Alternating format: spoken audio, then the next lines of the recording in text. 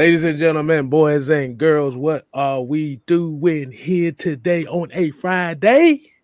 As you know, these are your people here at AFN with the Friday Night Madness. This is your boy with my McLovin shirt on today. Wow, that man really got a McLovin shirt. I got a McLovin shirt on. So if you don't know who McLovin is, boy, you need to recognize. This is your boy, K Styles, a.k.a. the sixth man, a.k.a. the fullback. And to my stage, right. Hey, I see you over there. If they don't know you right now, this is Mad Mike Sports, a.k.a.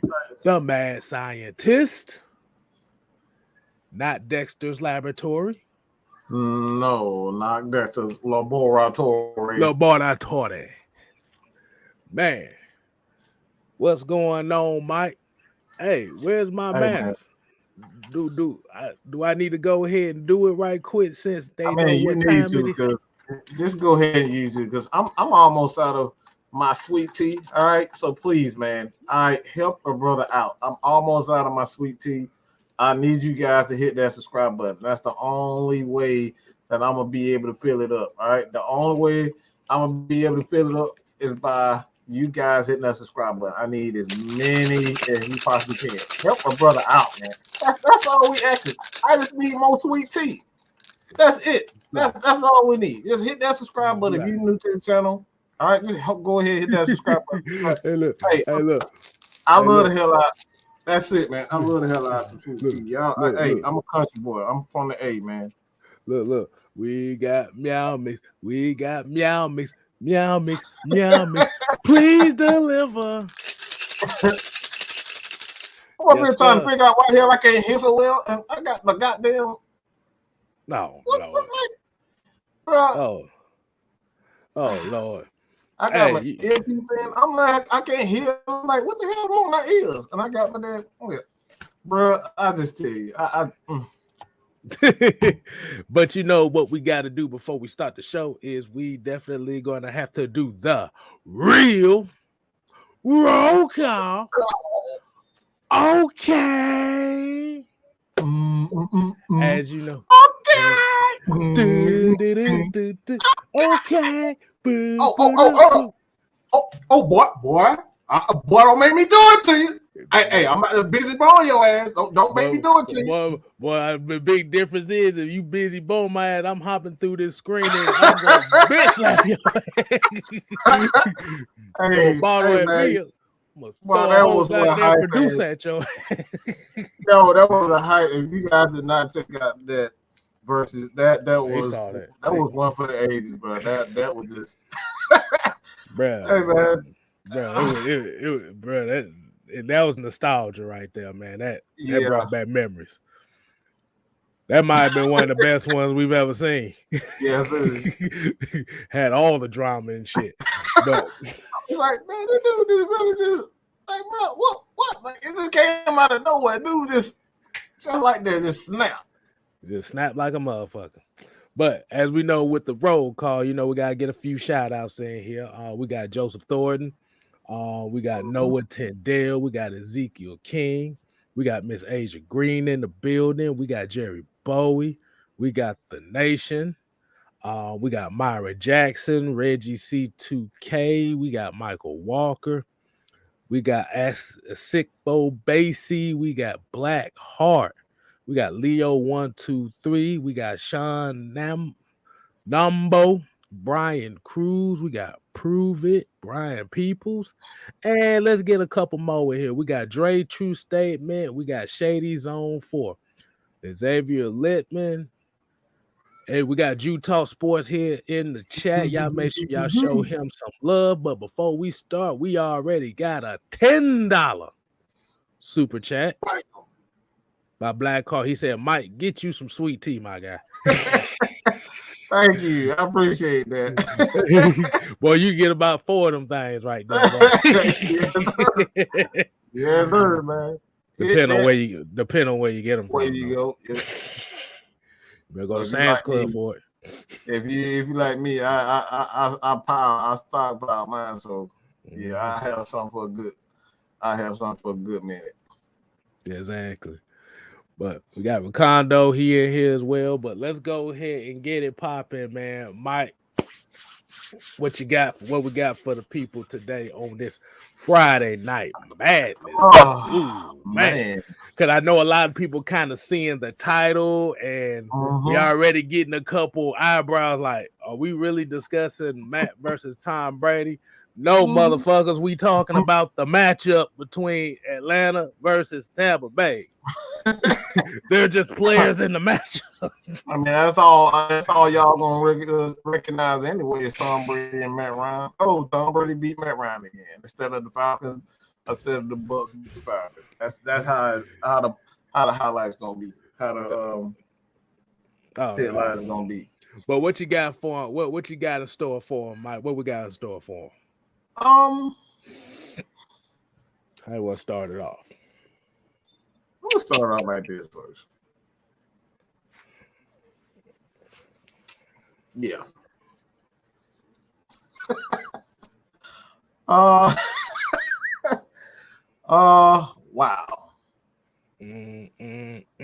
Your boy. I'm. First of all, I want to let you guys know. Last year, I don't know if it was last year. It might have been last year, but Bruce Arians. Yeah, it was last year. Bruce Arians pretty much threatened him. Said if he get in any trouble, that he was pretty much out of here. And that threat has he's pretty much put it out there that his future is in doubt. They don't know for sure if he's going to be a Buck ever again. Because if you guys have not heard, I'm positive everybody have heard, but this boy decided he wanted to get a fake COVID card. Instead of just like, I like, why? Like, what? You said why? Just why would you do such a thing? Why would you do such a thing? And do you really believe that this dude is either is he either a guy that he's just a wild guy? Like, he's a guy that doesn't really do rules, and he's just a rebel at heart, or he's just suffering from a CTE. Like, you know, this dude is a rebel, or he's just suffering from CTE. Ooh, are we talking about AB with the COVID thing, or we just talking about with AB the COVID? Just like his in general behavior, his behavior is just weird. Like, is this a case where this dude is like, he really has some mental issues, or this is just AB just doing AB stuff? You know what I'm saying? I'm gonna tell you. Well, this is the thing.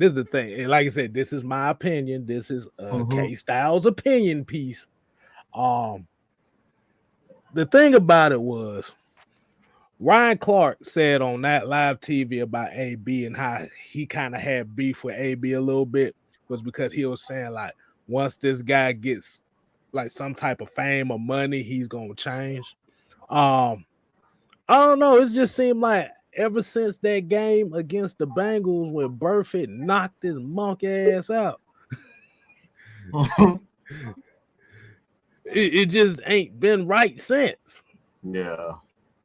But it's like he got all this notoriety, you know, catching the touchdowns and being one of the top guys and getting paid and stuff.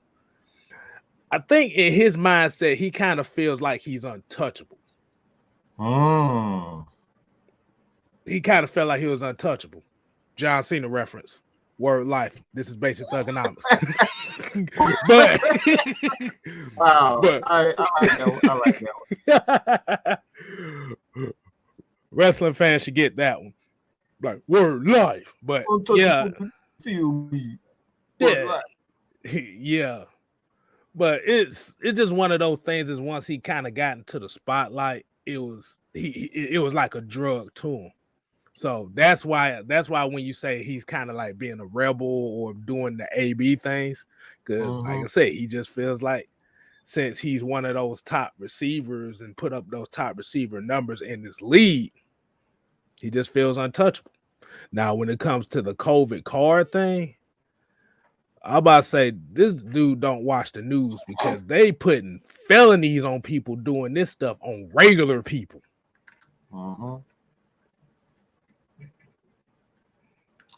why even put yourself in that situation? Why would you put yourself? That's the biggest thing. Like, I just don't get it. He said he got it from Tom Brady. I don't know, man, but it's just one of those things that he don't have the type of guys around him that can keep him in check, or he doesn't want to surround himself with those type of guys to keep him in check. So you think Ryan Clark really had a point where he was saying, you know, this guy get a hold of money, he's going to change. Like, you're going to see the real person come out when they get money. It seemed like once he got that notoriety, like I said, it kind of started right there. But like I said, it was getting there. But like I said, when Burfitt blew his ass up in that game, it's almost like you said, like the screws just there. Now AB sitting here twerking in the end zone. He sitting over here. He dropped kicking punters during a punt return and shit. I'm like, dude, calm your ass down. I don't know what that kid, like, bro, I don't know what that was. That man dropped kicking punters. And the thing about it is Antonio Brown's a damn good receiver. But it's just one of those cases where ego gets the best of you sometimes, and some folks just don't know how to handle it. Yeah, I honestly think that's what it is. I'm just going to be real. I don't think, like, you could easily say, oh, dude got CTE, but, like, he's been like this for quite some time. And, like, he hasn't had too many off the field issues, but, like, especially now, that he's been with the Bucs, so you can't tell me that it is CTE. I think this dude just think he's one of those people where he's untouchable, and nobody can see him, and nobody can see him, and nobody can do anything to him. Can't nobody really tell him anything. I think that's exactly what it is. The dude it's all about himself. At the end of the day, he's all about himself, and he's gonna do what he want to do. And Blackheart. Hey, bro, some people is like that. They gotta be in the spotlight somehow, some way. He's a narcissist. Like I said, when you hear him in interviews and when you hear him talking to people, like he doesn't insinuate that because he knows how to talk. He knows how to talk with respect when it comes to people interviewing him and stuff. But it's like it's always something. It's like it's something back there. It's like I got to be a certain touch. And there was a comment here. Bubba Gump said just like TikTok Juju. And that should have been the telling point right there is when Juju Smith-Schuster got voted as kind of like a player that the team liked. And Antonio Brown had a problem with Juju. Like Juju wanted to learn under Antonio Brown. But once the players started respecting Juju, Antonio went crazy in Pittsburgh. He wanted out. He was hoping bad things happened to Juju Smith-Schuster. I'm like, dude, Juju eating off of you. You supposed to be big bruh. You acting like side chick. That brings me a question. I got a question. And that's kind of I want everybody's opinion on this though. So you guys can put your answer in the comments. But do you think that this is a new issue with receivers, being that these guys are getting these crazy contracts? They getting to a point where it's $20 million a year as a receiver. Because back in the day, it's like, yeah, we had receivers. They had ego. Randy Moss had their ego, but Randy Moss actually played. You didn't have to worry about Randy Moss. Every once in a while, he'll pull a stunt like he did in Oakland, where he, just didn't play. He just stood there on the side. Like, you would get one of those types of things every once in a while. But he was trying to prove a point when he was doing that. But when you didn't have to worry about him practicing, not practicing, you didn't have to worry about Randy Moss, going crazy on a teammate for absolutely no reason, getting arrested and like stupid stunts like this. You didn't have to worry about Randy Moss like that.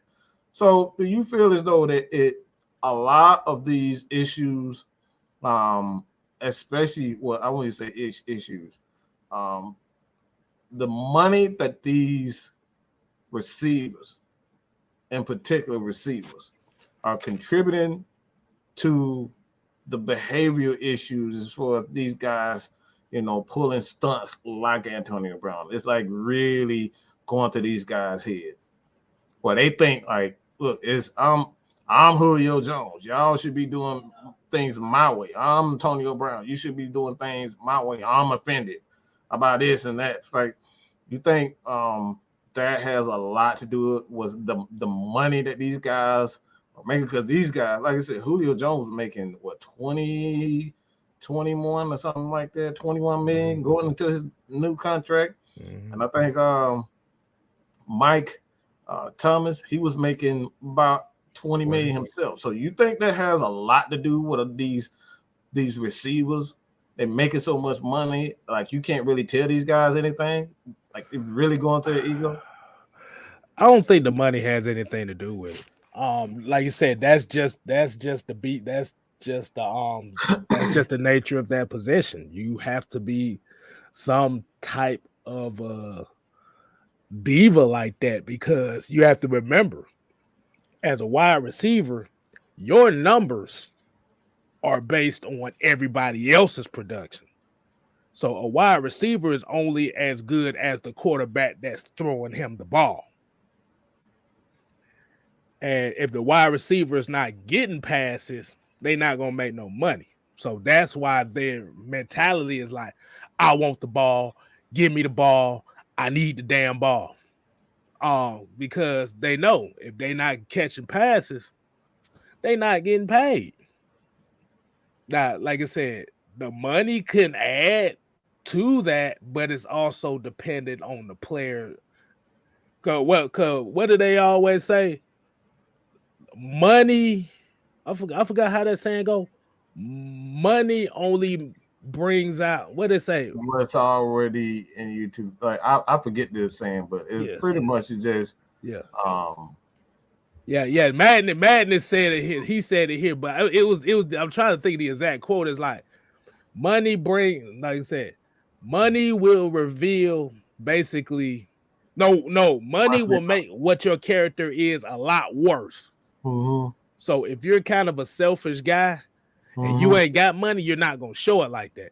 But if you a selfish guy and you get a whole lot of success and money, all it's gonna do is heighten it up. So Madness got it right. I was just trying to think of the technical version. Yeah. But yeah, man, that's just the beast of the position. Like you said, you have to deal with those type of egos because they know, and then like you said, they know without the quarterback, they not finna get money. They're not gonna get paid. You're not finna get recognition. You're not finna get endorsements. And that's the same thing. Like I said, that's the same thing go for the quarterback. The quarterback has to have the wide receivers that can make plays. They got to have the offensive line that can protect them. You got to have the running game that can protect them as well in order for them to be comfortable. The running backs have to depend on the offensive line. They got to depend on the wide receivers blocking outside, the fullbacks blocking. So everybody depends on everybody. It's just that with the wide receivers, they have to run their routes 100% effort every time. And they want to be compensated with passes and looks. Mm-hmm.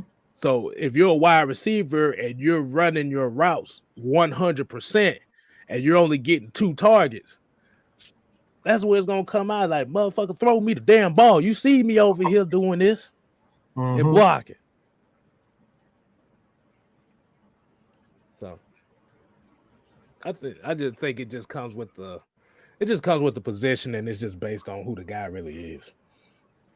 So that's just truly who he is. At the end of the day, he's just pretty much money is just at the end of the day, it's revealing, who you really are.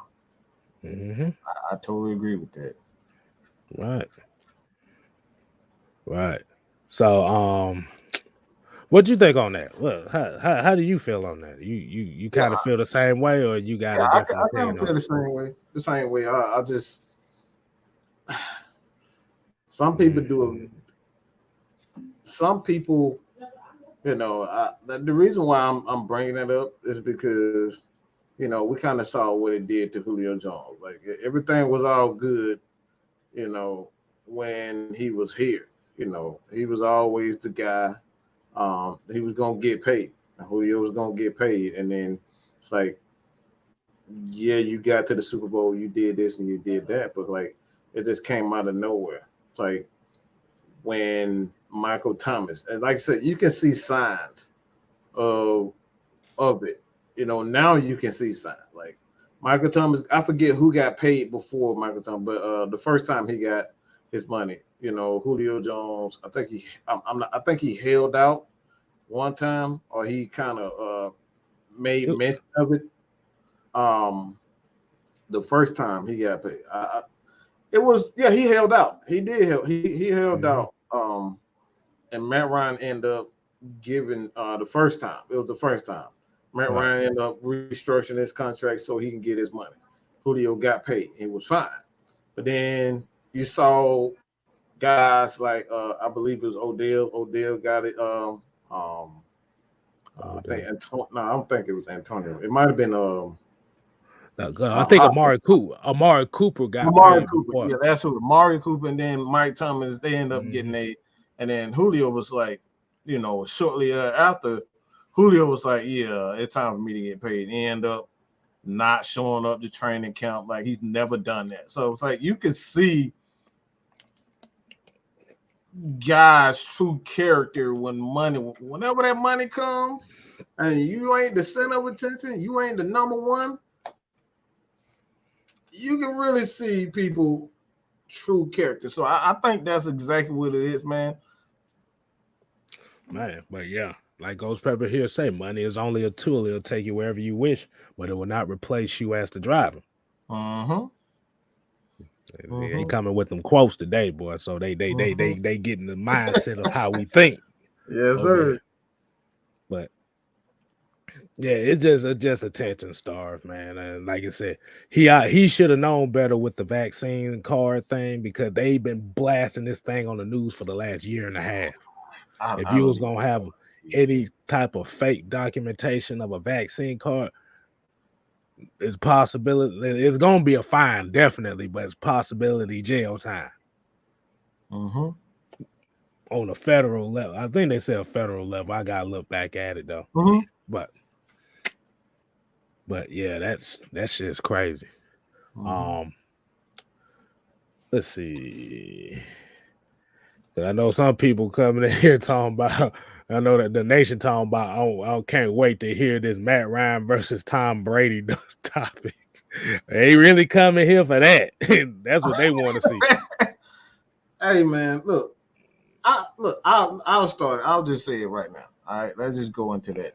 All right, Matt Ryan, Tom Brady, and I don't think a lot of people gonna like what I gotta say as far as that concerned. I've stated before, when you talk about overall talent, I still think Matt Ryan has always been an overall more talented quarterback than Tom Brady. When you look at all the skill set and you take away the coaches, you take away the players, and you just say, all right, Matt Ryan versus Tom Brady. What do these guys do better than the other? And this is just a poll, all right? Again, this is just one of the things I think. So you look at arm strength. I don't think anybody can say that Tom Brady has a bigger arm than Matt Ryan. I don't think anybody in their right mind who can say that. All right. Matt Ryan clearly has the bigger arm. Accuracy. I think that's a toss-up. But when you look at the numbers in itself, even this year, Matt Ryan has a better completion percentage, a career completion percentage than Tom Brady. Again, that's something that a lot of people don't want. These are conversations that people don't want to talk about. You look at the ability to move around in the pocket, pocket awareness. Does Tom Brady or Matt Ryan have better pocket awareness? Like, that's where it gets tricky for me, because pocket awareness also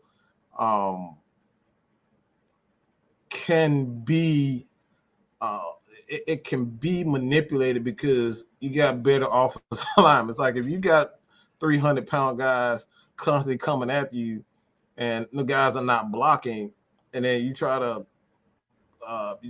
compare, all right, who has better pocket awareness. It's like, how can I gauge that? Like, how can you gauge pocket awareness when Tom Brady has a better offensive line than Matt Ryan? So, like, what do you think as far as the pocket awareness? Because I think that's where it gets tricky. Nobody in their right mind would say he's a better athlete than Matt Ryan. I don't think anybody. So, again, I think when you look at their skill set and what they like, even what scouts said, like, you can look at the scouting report. Tom Brady was not even supposed to be as great as he is now. Like, scouts never saw it. Like, he was ranked, I think 6th or 7th round or something like that. So he dropped. So obviously, when you look at the scouting report, it's Matt Ryan hands down. But I think where it gets dicey is the pocket awareness. What do you think about that? Like, the Tom Brady versus Matt Ryan, because that right there, that is tricky, because see, like I said, let's go ahead and get this out the way about Matt Ryan's arm strength. He's not a big arm quarterback. That's not what his game is. Like I said, you could kind of see that the very first year that you wasn't expecting to get a big arm quarterback. I think where the separation between Matt Ryan and Tom Brady comes into, like I said, when you like when you say about the pocket awareness in the offensive line, Brady's not really a big arm quarterback neither. I think I like, me personally, from what I've seen, I think Tom Brady's arm might be a little bit stronger than Matt's. Not by much. But the thing about it is, he, like, when you see him throw the ball, Tom got a little bit more of a snap to it that makes it look stronger. See, Matt's kind of smooth with his, so it kind of looked like he got the Chad Pennington thing going on, where it just looks Brady like throws. Brady, the reason why it looks like that, because I played quarterback.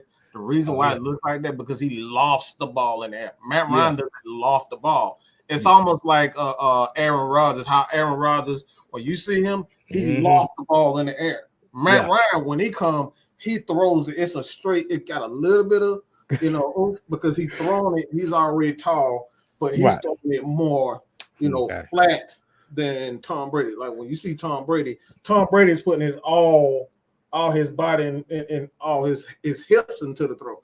Matt Ryan, he uses his feet and he throws it with straight line. It's a different type of throw. So when you look at Tom Brady's throw, he lofts it. He lofts the balls in the air. That's how Aaron Rodgers. So I can see why you say it's like the arm strength.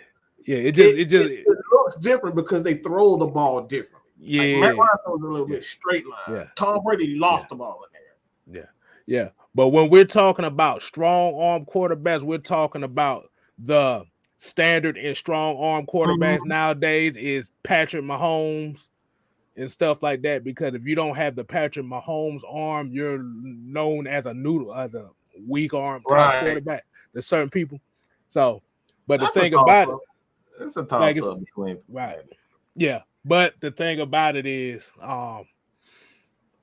where they difference at is you have to look at the type of systems that they run. That's what I look at. I look at the systems that they run, because if you look at Tom Brady's been running the same system since 2000. Even down in Tampa Bay, like I said, they had to.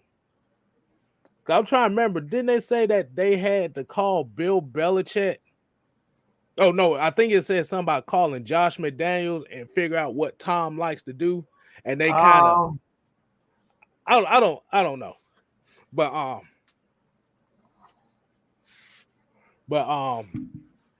like I said, if you look at Tom Brady, he's literally have run the same system since 2001.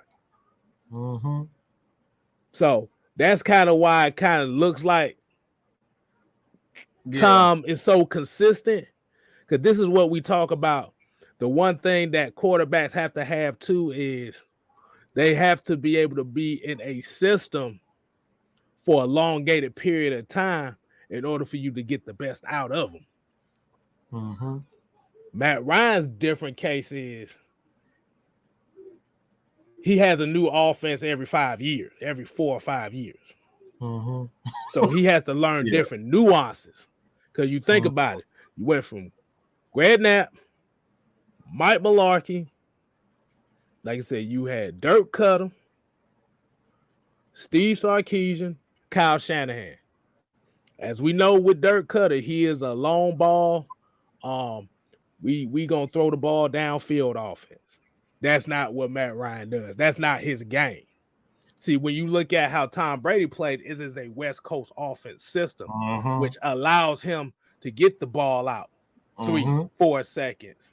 And like you said, you utilize his skill set, which may not be the best arm, but you get it out quick. And that's where they build the team. They build the team in the trenches to accentuate that.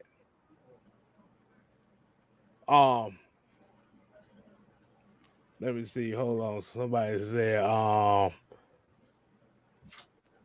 no, Tom Brady be throwing ducks too. I done seen him throw plenty of ducks. It's two different. And that's the issue too, because we talk about ducks. One of the greatest quarterbacks of all time was known to throw a lot of ducks too. And Mike ain't gonna like when I say it, but Peyton Manning used to throw a whole lot of ducks too. I know. But it's all about timing. It's all about he had the timing with the receivers. So when he threw those ducks, they didn't look like him because he knew where the receiver was gonna be. 3 yards before the cut. But they knew that. They knew where the receivers was going to be, and the receivers knew where they had to be so they can get that ball. But really, the biggest difference between the two is really more so reputation. It's really what it comes down to. It ain't even the skill set. It is not. The skill set is not really the difference. It's the reputations behind them. When you look at Tom Brady, the main thing that you see is Psycho Tom. You see this guy, he's making clutch throws in certain key moments. But what happens with that is you got to realize he's on, and like I said, and this is why I say with all quarterbacks are cogs of a machine that has to work together. See, when we talk about Tom Brady, we forget to negate the other guys that help him succeed. When we talk about Matt Ryan, his reputation. See, and the thing is, and I think this is kind of where we kind of see where the fan base is as far as how Matt Ryan, like I said, instead of saying Matt Ryan underachieved with what he had, or like he could have been better than what he had. See, they don't use the words. Basically use the word like, "Oh, he sucks," or "He the worst quarterback Atlanta's ever had." I don't. You still hear that a lot, but yeah, I think. Yeah, I just think it's just all on reputation more than anything. Mm-hmm. Tom Brady's beloved in his city. Matt Ryan's hated in his. That's really what it comes down to. And you made a great he's been hated in this season since 2008. It really has. It really has. It really has. And this right here, you made a great point as far as the system, and that's why I said, this is just from an arm strength level. You gotta have a big arm to play quarterback in Dirk Cutter's offense. That's all he throws. All his throws are deep, and a lot of deep outs, deep ends, post routes, and 9 routes. Like that's all you have. Like that's all his offense. His offense is for the most part. So you can't have a Tom Brady's never played in anything other than the West Coast offense. So it's like, have we really seen Tom Brady's arm strength? And that's the thing. It's like you made a great point as far as like playing in the West Coast system. His arm looks a lot stronger when he's playing in that system, because in that system, he doesn't have to, overexert his arm. He can save some for the fourth quarter to make that one big time throw. When you play in a Dirk Cutter system, it's constant deep routes and constant accuracy with those. So you tire your arm out towards the end of the season. That's why in his offense, you see guys like Jameis Winston making a lot of mistakes, because these guys are like, they've been throwing the ball, 40, 50 times a game. And these are good quarterbacks, but at the end of the day, it's like these guys get tired. And this is why it's like, I give guys like Matt Ryan, who's played in different schemes. I give Drew Brees, he's played in different schemes, because he wasn't always in Sean Payton's offense. Like he's played in different styles. He been in that Sean Payton offense for over 12 years though. 12 years, yeah. So it's I like the debate, because like I said, I love quarterback. Everybody know that I'm a quarterback guy, scheme guy, and I think that's why I say it's two people that I think have the biggest arm. I don't think anybody have a big arm than Brett Favre. I'm just gonna be real. That dude can sit down. I've seen him falling backwards, and this dude launch it down. Y'all think Aaron Rodgers got a big arm? I've seen this dude running backwards, and then he just turn around. He'll turn around, do a spin move, and then turn around, plant his feet, and launch them. I was like, bro, what is Brett Favre? That dude had the biggest. If you talk about arm talent, I don't think anybody had more arm talent than Brett Favre. And the crazy thing I say about that is, I think Aaron Rodgers is a way better quarterback than Brett Favre ever was.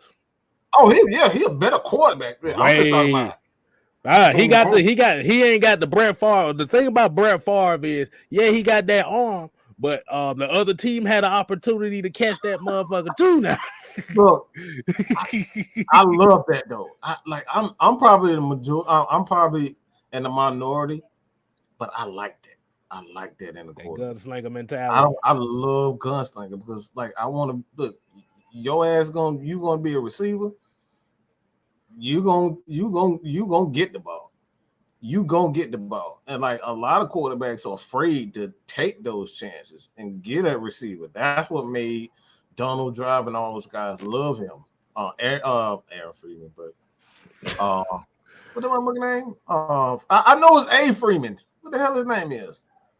His first name, Freeman. Oh, you talking about Yeah, Green Bay. Freeman. Oh, Antonio Freeman. Antonio Freeman. Okay, yeah. I thought we were still talking quarterback. Like, wait a minute. No, I said that's why. That's why I said that's why receivers like to play with Brett Favre, because they know they were going to have an opportunity to catch it, and especially in this day and age, they are trained to catch those back shoulder throws. Back then, they wasn't trained like that, so it gave them a shot. And most DBs, look, they knew they was going to have an opportunity to get a interception. So, like, for me, man, like I would rather for a guy to just go out and throw it than a guy that's gonna be gunshot. That's just me. I think it's a difference between being gunshot and being efficient. Like, yeah, there's some guys that was gunshot like hell. But I think what it is efficient. Like I said, it's rare that you like. That's the reason why I say Aaron Rodgers is better than Brett Favre, because it's the efficiency that he has compared to Brett Favre. Now, like I said, Brett Favre in the era that he played in back in the 90s, Brett Favre was a whole nother animal. That was kind of like I ain't gonna say it was an anomaly, but it was just he fit that era in the early 90s. It was like that was Brett Favre's era.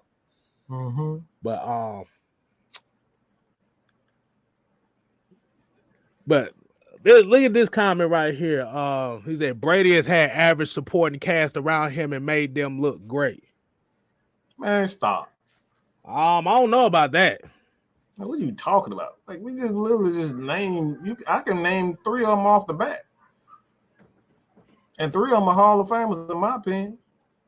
I don't know about that, because you have to think about it. He's had at least 2 or 3 offensive linemen. He had at least 2 offensive linemen go all pro. Quite a lot. Yeah, we're talking about all pro offensive linemen. And then you also got to look at defensive wise and look at the goddamn talent they had on defense that allowed that offense to do. Do we have to go through that again? Do we really have to go through that list again? Like, I can just name 2 Richard Seymour. Everybody who's a Georgia fan remember Richard Seymour. Dude, like I said, Richard, yeah. Otis Smith. Otis Smith is another one. Yes. I love Otis Smith. Shit, Teddy Bruschi, Junior Seau, Lawyer Malloy, Rodney Harrison. Like I said, that's just defense alone. And like I said, and a lot of people don't understand in them early 2000 seasons with Tom Brady, motherfucking Kevin Falk was such a weapon for them. Absolutely. Kevin Falk was such a weapon for him, bro. Like he basically is what everybody see in Darren Sproles. That's what Kevin Falk was. But I think a lot of people say he didn't have that much of a supporting cast, because when you look at the receivers are not really big name like that. Like, when you look at his receivers that he's always had like a Troy Brown or a Deion Branch, David Givens. Like I said, he had Randy Moss. Let's see. And then that's before they started bringing in. Oh, we forgot another good damn player he had, Ben Oates. Yeah, I know him. Ben Oates, like I said, he had a whole lot of talent. See, but the problem. See, but the from Georgia, I forget he. Ben True? Watson. Benjamin Watson. Yeah, Benjamin Watson. Then you also have to look Gronkowski, Aaron Hernandez. Actually, Aaron Hernandez was actually better than Gronkowski. Like I said, like I said, but the thing about it is all his good players fit into that system. All his players fit into that one David system. Patton was solid. Those were solid receivers. Like, you can't, like, the misconception is a lot of people just like to say, if you're not a Randy Moss or Julio Jones name, that you're not a good receiver. Like, every one of those receivers when they went to other teams, they still put up big time numbers. Like they put up some good numbers. Julian Edelman was a good receiver before he came to the Patriots. Wes Welker, I think we all know what Wes Welker was. Like, dude was a baller. So these guys were very good players, solid players. That dude has not lacked any talent. That's so far from the truth. Right. Do we have to bring up Chandler Jones again? Like, do we got to bring that one up again? Yeah. Come on, bro. Yeah. Yeah. But like I said, the biggest difference between Tom Brady really and Matt Ryan is Tom Brady has kind of made more of the opportunities that he did have. And like I said, that's not just on him. See, the only thing that I have a problem with Tom Brady is when you look at these games and watch the game, Tom Brady can have an average game. And everybody else can have a magnificent game. But they throw everybody else out the wayside and say Tom Brady did it by himself. It don't work like that. But I want you to answer this because the nation had another one. I think you might want to answer this one, Mike. He said, is Matt Ryan making this supporting cast of now look great?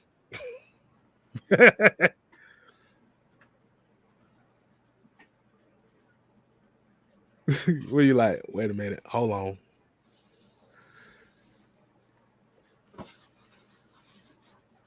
Oh, wait. You're not, bruh.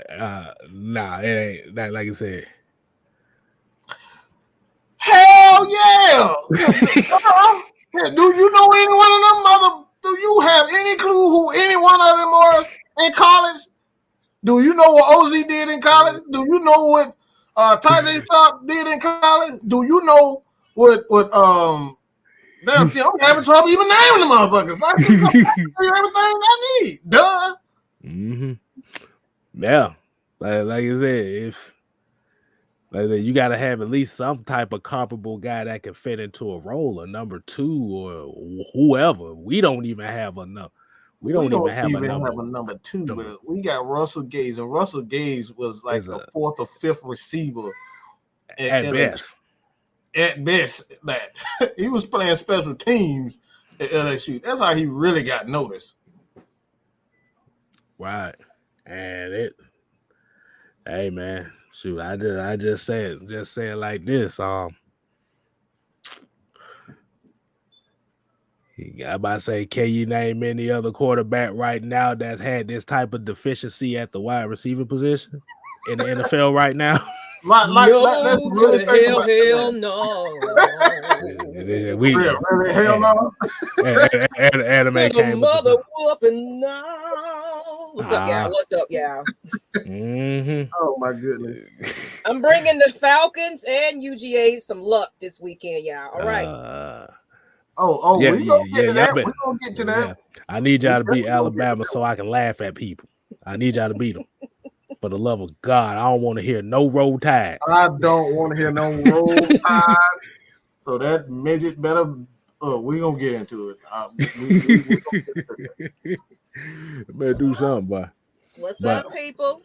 But yeah, man, you like I just saying, just think about, like you said, name any other quarterback in the league right now this year that have the type of weapons that the Falcons have right now. What weapons? Exactly. Like I said, I had trouble even naming who the hell they were. Like that. I was so serious. I was trying to remember. That's the problem. Right. Exactly. Oh dang, you still trying to find that Hawk shirt? Well, I guess I just got the exclusive. I'm sorry, people. Whatever. Whatever. But man, it's but like you said, at the end of the day, it's just basically it's just reputation between Matt and Tom Brady, regardless. Like I said, Matt Ryan, like I said, and I'll be honest with you, Matt Ryan really is playing in the wrong city because he was gonna get booed and booed out the building before he even threw his first pass. So let's be honest with Honestly, you. I think he's playing in the right city because that's what drives him. Matt Ryan doesn't need cheers. And I think, hey, look. I'm glad you said that because I think that's what's making a lot of people mad too. The fact that they criticizing him. Get to him. And he's like, man, fuck all y'all. You can see it on the field. Matt don't give a damn. Like if I honestly think if Matt played in any other team, I don't think he'd be as good as him. Man, Matt Ryan clock in, do what he need to do, and get on. He don't be caring about no social media. About none of these people. I think his wife is more social media savvy than he is. Cause it's like, she going after everybody. See, the thing is, the people in Atlanta, they want busy bone type of motherfuckers running quarterback. Oh man, you don't took my joke. No. I was like, are the Falcons gonna do that? To busy did to exactly. See, they want a quarterback that's gonna throw Gatorade bottles at people. Exactly. We need to get ignorant. That's what we need to get. That's why they say he's not fiery because he ain't throwing stuff at people. Oh shoot! Put that mic on that man. That man throwing F-bombs. I'll tell you that. And that's why I said I don't think like Matt thrives. I really believe that if he did not play in Atlanta, I'm not saying he wouldn't be a good quarterback. I just don't think he'd be as great because you can look at like when people doubt him, he have a bad game. Matt Ryan just like. You can see him the next game. Matt very seldom have back-to-back terrible games. He's that competitive. So, I don't think he'd be as good if he didn't play in Atlanta. I think the opposite. I debate that with you. I think that if you put Matt Ryan in any other offensive scheme with a different O-line, I think Matt Ryan would flourish somewhere else. I feel like we don't deserve Matt Ryan. That's just my opinion. We know that. That's for damn sure. We know that. Hey, I'm about to say. Sometimes you gotta say it like this. Sometimes you gotta be careful what you ask for. Yeah. Well, of course, I don't want Matt Ryan to go. Like I said, we could be in a situation where we be looking for a quarterback for the next 7 to 10 years. And these folks already ain't got no damn patience for a losing season. You think they're gonna be willing to lose 7 more seasons to find a quarterback? They'll be satisfied with that, long as Matt Ryan ain't on this, Then they can, we rebuilding. I'll be happy with that. I think they'll be happy. Hey, I'm about to say, JT said he'll donate his tickets, man. He said he tired of losing home games, man. Hey, man. Well, bring them up. Hit Miss Maggie T. Maggie T. Her email, send it to her, and we can make use of it. Yeah, we can make it. Donate it to AFN. We'll make use of it. We'll make use of it. We got plenty of fans that will love. We're gonna make plenty of use of them. We're gonna give them. We're gonna give them to people that want to be there. Yeah, give them to the people. If that's seriously, send them to AFN. All right, you can email these things these days, so you can email it to me, Miss Maggie, and we make use of it. We can send some people to the game that really want to be. If you tired of it, send them to AFN. We got the email. We got all that for you. Hey, we always tell people, boy, you are not hog-tied or being held hostage to go to these games. Like I said, the thing about it is, if you don't want to be at them games, hey, that's your that's your right as a fan. Like I said, you just don't be selling your tickets to opposing fans. You sell them to folks that are fans that want to be there. Don't give it to the people that don't supposed to be on that side. Mm-hmm. Look. Rodney Brown said, "I don't want no Joey Heritage or Kirk Kitten start." Kirk Kitten, oh boy, I forgot about that name. Boy, Doug Johnson was terrible. Woo, boy. Hey, boy, Doug Johnson was terrible, boy. Doug Johnson was my goodness. Look. I remember when Michael Vick went down for that season, boy. Them fans said they not going to no game because Michael Vick ain't there. I remember. It's like they were not having it. They were not showing up. Mike Vick. What the hell we going there for? Exactly. But But yeah, like I said, hit that subscribe button. Hit the subscribe button. Definitely, man. Y'all better hit them likes. Hit that subscribe button. You better hit them likes. Hit them likes. Hit them likes. We got strippers coming on screen really soon. Man, that will be epic. You know what? I'm gonna make that happen one day. We're gonna have some Falcons scrippers. Maybe they'll get y'all to subscribe. Maybe y'all subscribe then. We get strippers in here, boy. Now you gotta say scripples. We from we love them scripples. It's from Atlanta. We don't need no Miami strippers. We need scripples. That's who we need. Exactly. You'll have about 3,000. You have 3,000 subscribers to get some scripples on here. I'm gonna go ahead and call Bonquisha up. I'll make that work, y'all. Oh Lord. What else y'all need? Some lemon pepper Lou wings too. We're gonna go ahead and do that Magic City style. Trauma Lodge. Yeah. It was a blackout, not on TV. Yeah, I mean, shit. That's kind of what we had to deal with. Shoot, some OnlyFans. Wait a minute. That's a new hustle. What's going on, mister? Oh my God, drop that OnlyFans. Oh Lord. We ain't gonna do this today, y'all. That's why I be behind my scenes. Is that when you come on in, boy? They want that. They flirting. They say damn us. They want. Damn the hell. We don't need Mike. We don't need K Styles. I just know I've been missing in action. I said I thought I'd grace my face a little bit. Right. I'm still alive. I'm here. Y'all just catch me on the news. But by the way, people, did y'all know we had a website? Just to go ahead and interrupt things while we moving on to the next subject. If y'all didn't even know, Atlanta Falcons Nation is beyond YouTube. In case you haven't discovered, we are also on AtlantaFalconsNation.com. It's AtlantaFalconsNation.com. Nothing else. Plain and simple. It's not AFN.com, but AtlantaFalconsNation.com. While y'all right here, go ahead and check on it, click on it, check some things out, leave some comments, just like y'all do on YouTube. We really trying to get some more traffic, get a lot of, activity going, because we really trying to make some big things happen in the city of the A next season.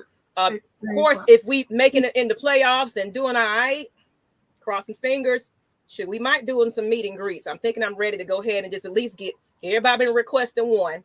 I know everything has been kind of up and down for the last place that we took, but of course that flopped because you can't do business with certain folks. So but I would like to do another meet and greet. So if y'all want a meet and greet, I need some red and black in the chat. We can maybe do a tailgate show up or anything that we can get together, but we got to get our family together. Like, it's been too long. It's been 2 years pretty much. Y'all been watching us for a little bit with the Atlanta Falcons Nation on YouTube. So if y'all want to get with us for real, all right now, let us know. I want some red and black in that chat. All right, Drew's true statement. Okay, I'm gonna look you up. Dre, my bad. Look you up, but y'all go ahead. I don't want to keep promoting. I just wanted to go ahead and jump in. You good? We got a lot of people on this Chizat. No, you good. Hey, they got to promote, because like I said, eventually the YouTube broadband gonna be too big. Might go down the wayside, boy. That website is really where the money gonna be at. So hey, y'all, that's what we trying to do the damn thing at. A lot of stuff you'll be able to do. There's a lot of stuff that we're going to be able to do. We're working on. Yeah, that way on the website. I promise you that. Right. Because you can only say certain things on here. You can only have certain opinions here on YouTube. That website, you can get it all. You can get Mad Mike for real. I don't know why it's showing all black and white, but of course I see the red and black, but it don't show right on. Yeah, it's saying, that's weird. Yeah, StreamYard smoking crack. StreamYard tripping again. It's smoking crack. All right, people. So what you need to do, what I will do is I will drop a community tab link about the meet and greet. And of course, I'll drop the website as well. But let us know exactly if y'all tailgate where Atlanta Falcons Nation can kind of meet some people, or if you got some ideas of a good location that we can all just get together on an off game. When they're away. You know what I'm saying? Especially when doing the playoffs. I kind of do want to get together during the playoffs, some type of way. So, oh my God, hey, that would be very interesting. With the very first one would be the very first playoff game. Oh yeah, that'll be boy. epic. It's gonna be. It's gonna. Hey, look. The thing is, I don't call them Matt Ryan haters no more. I don't even call them assess no more. I call them views. The views are going to be mad as hell if the Falcons make the playoffs. I'm just letting y'all know that now. You want Maggie? You want to know why I call them views? Why's that? Because the only time they watch anybody's Falcon content is if Matt Ryan is the subject or the Falcons lose. Wow. That's why we call them views. That's why we call them views. Man. Andrew, yeah. Wow, this man. I used to do radio. I forgot all about that. Yeah, hey man, I've been in this game for quite some time. But yeah, I'm trying to bring a lot of that back. We're trying to get back, do some things with the podcast, radio, all that. Like we're trying to do a lot of things. So we like I said, head over to Atlanta Falcons Nation. We're going to, what I might do also is create a newsletter for Atlanta Falcons fans where, you can get all the updates, the happenings of what's going on, not only through, the Falcons, but, maybe Georgia. You might get some Georgia stuff in there. You might get some Brave stuff in there. Like you might get a lot of updates from different content creators, like Cassidy. Cassidy, man, she does a wonderful job. If y'all have not seen Cassidy, she's brilliant. She's such a great she does Braves content. Like I said, she's brilliant. It's so many different guys that I want to be able to give them, that's what Maggie and we want to be able to help people and give you guys, the first hand knowledge of what good content really is. Mm-hmm. Absolutely. And Reggie said if we appeared on Apple Podcasts, it's funny as you mentioned that. We are actually on streaming media sites. Mm-hmm. So if you type in Atlanta Falcons Nation on Spotify, Apple, and some few other ones that I really don't know too well, but Atlanta Falcons Nation is actually on there. Now, of course, we've been a little bit behind on updating, but now that we kind of brought attention back to it, people that can't watch the YouTube channel can get at least my news clips. I don't know if y'all want to have like a whole podcast on there. If y'all would actually sit there and listen to the whole podcast. Like if you want a whole podcast or anything on there, we can actually put it on there. So just let us know. Like I'm saying, we're innovating. We're trying to bring y'all because y'all donate, y'all help. We definitely want to do some giveaways. You know what I'm saying? Like everything that y'all put into this channel is going to definitely be given back to you. Definitely. You know what I'm saying? So keep it up. Keep supporting. Go on over to AtlantaFalconsNation.com, please. That's the big thing. I like YouTube, but that website, we got to get the traffic there. So y'all going over there since y'all didn't know about it. Now you know, people. And find us on audio streaming. Now you know. We might put the Atlanta Falcon Nation mixtape out there too. Y'all better quit playing. Oh, you know what? Me and K Styles had a song. We actually did. My God, why you bring that up? Oh my God. That shit lost in the archive, so ain't nobody ever gonna hear it. You know what? hey, boy. Y'all don't want to. I told you we is some fools over here, boy. You get everything. Y'all want everything. Okay, look, we're gonna give y'all everything. That's what we're gonna do. But let's go ahead and get into these Tom Brady's Mr. Asterisk. What's going on? What's the next topic? I know we've been kind of promoting. This is a question I have. Cuzzo, he asked me today, Falcons offseason plan and what are my my personal plan for the Atlanta Falcons based on what I've seen, thus far. And personally, I typically don't like to look too far ahead, but hey, y'all want it, I'm gonna give it to you. Like I said, all you guys have to do, ask the questions, leave the questions on AFN. I actually prefer you leave it on AFN so we can gather all the questions in itself. So go to AFN. Don't leave it under Mad Mike. Go to AFN. Leave all the comments under AFN so I can make the videos for you guys to to do answer as as good as possible. But my off-season plan, just based on this year, I've said it before. I don't think anybody can deny that what we've seen thus far as far as the receivers are concerned. I just don't see how Calvin Ridley is going to be back. I just don't see how he's going to be back. And I'm not saying that this relationship is done or it's finished, but from a business standpoint, it's just like, how can you overlook that? Like, you are in the first year of establishing a culture as a coach, and one of your best players that you named as a leader, he is no longer here. Granted, for a real reason, but it's like, okay, I know you need help, but how are you going to help me with this team? And if you have issues with personal issues, mental health issues, it's like, maybe I need to send you home. Maybe I need to send you to Florida. Maybe I need to send you to California. Maybe I need to send you to a team that's better suited to handle those types of things. So it's like, I don't know if that relationship is fixable. So I'm saying, I truly believe that the Falcons are already seeking a trade for Calvin Ridley, and they're just looking for the best suitors for not only him, but for them. So I'm expecting a trade for Calvin Ridley. That's my offseason plan as far as the draft is concerned.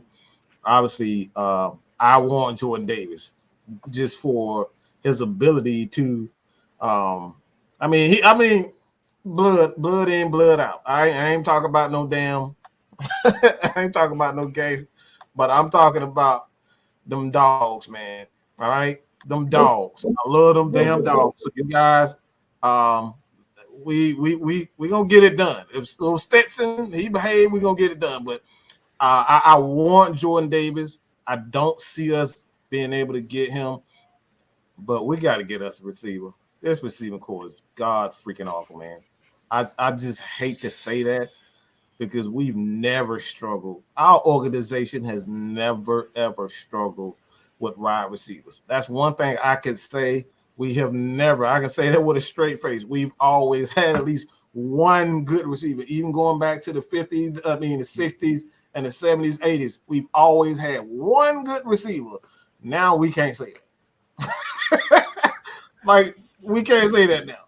So, whether it's in the first round, I believe it's in the first round. I really believe they're going to trade down, get more assets.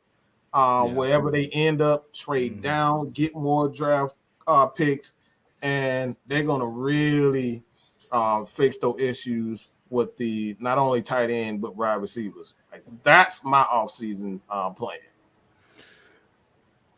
Well, I'm gonna say mine a little quick because I know y'all got something to say. But as far as going back to Calvin Ridley, as far as what's going to happen with him, even though he's away, he's really hurting himself. I understand he's going through a mental illness and things like that, but trading him, who's going to want to pick him up?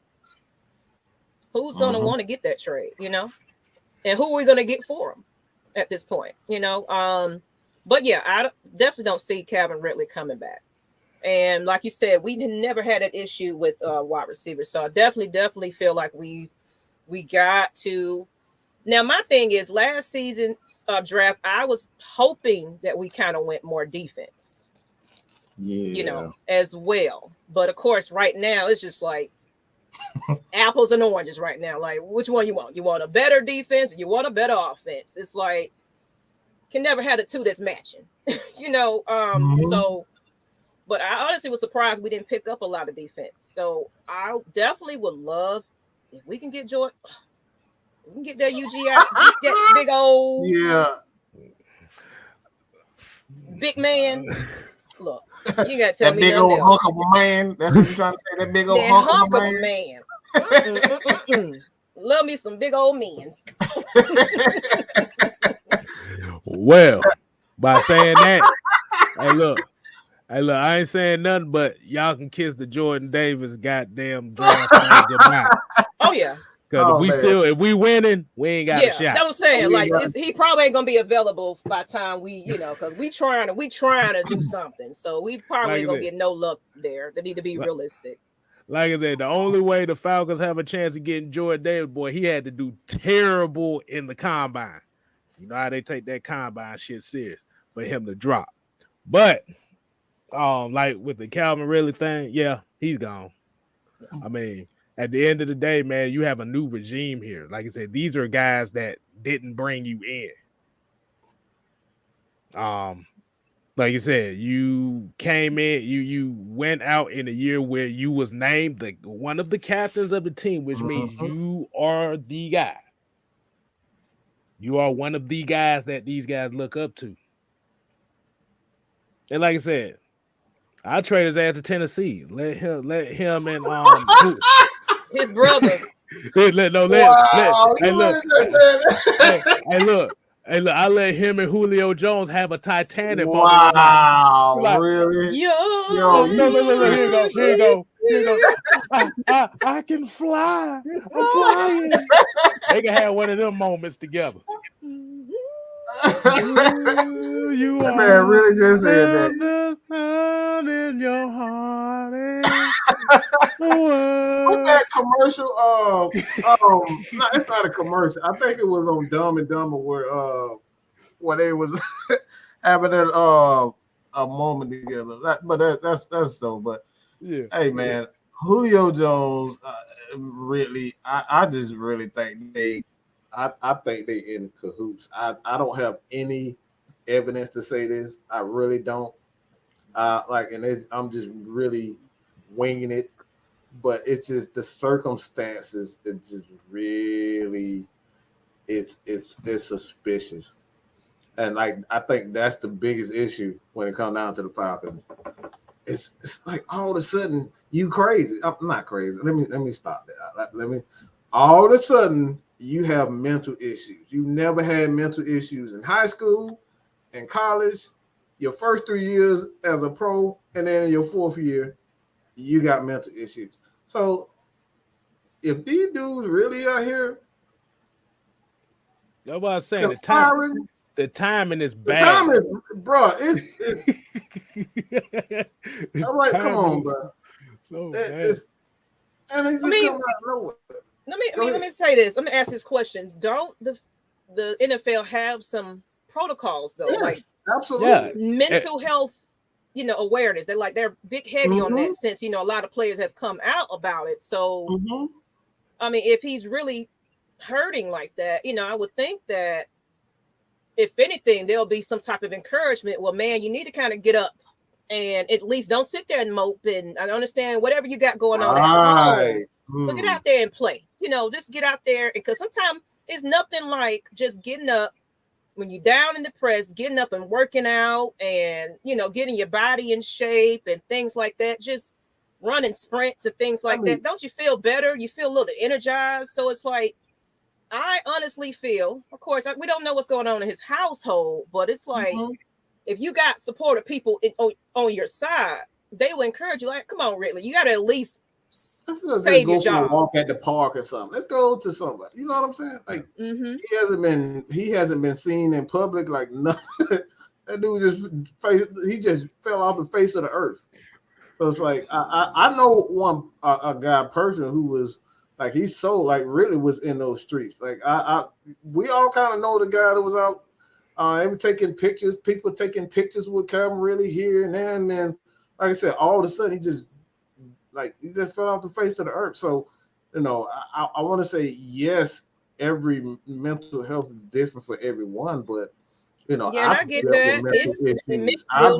It's different for me too. Like that's why I've been missing in action. I've been going through my own things right about now, y'all. So it's like, but I still try to get myself up, do what I need to do, come on here and smile. It's like you got to surround yourself with people. You just can't sit there because I'm telling you, I would sit there and lay in that bed and just forget, tune out the world. Forget and you don't want to. There you go. You don't want to get like that. You don't. So no, we're not getting on him for the mental illness, but it's like, if you're not truly like that, don't play it like that, because there's a lot of people that's really, really, really, truly suffering from this. Now, Cole, like I said, we don't know what's going on with him. We can't say it.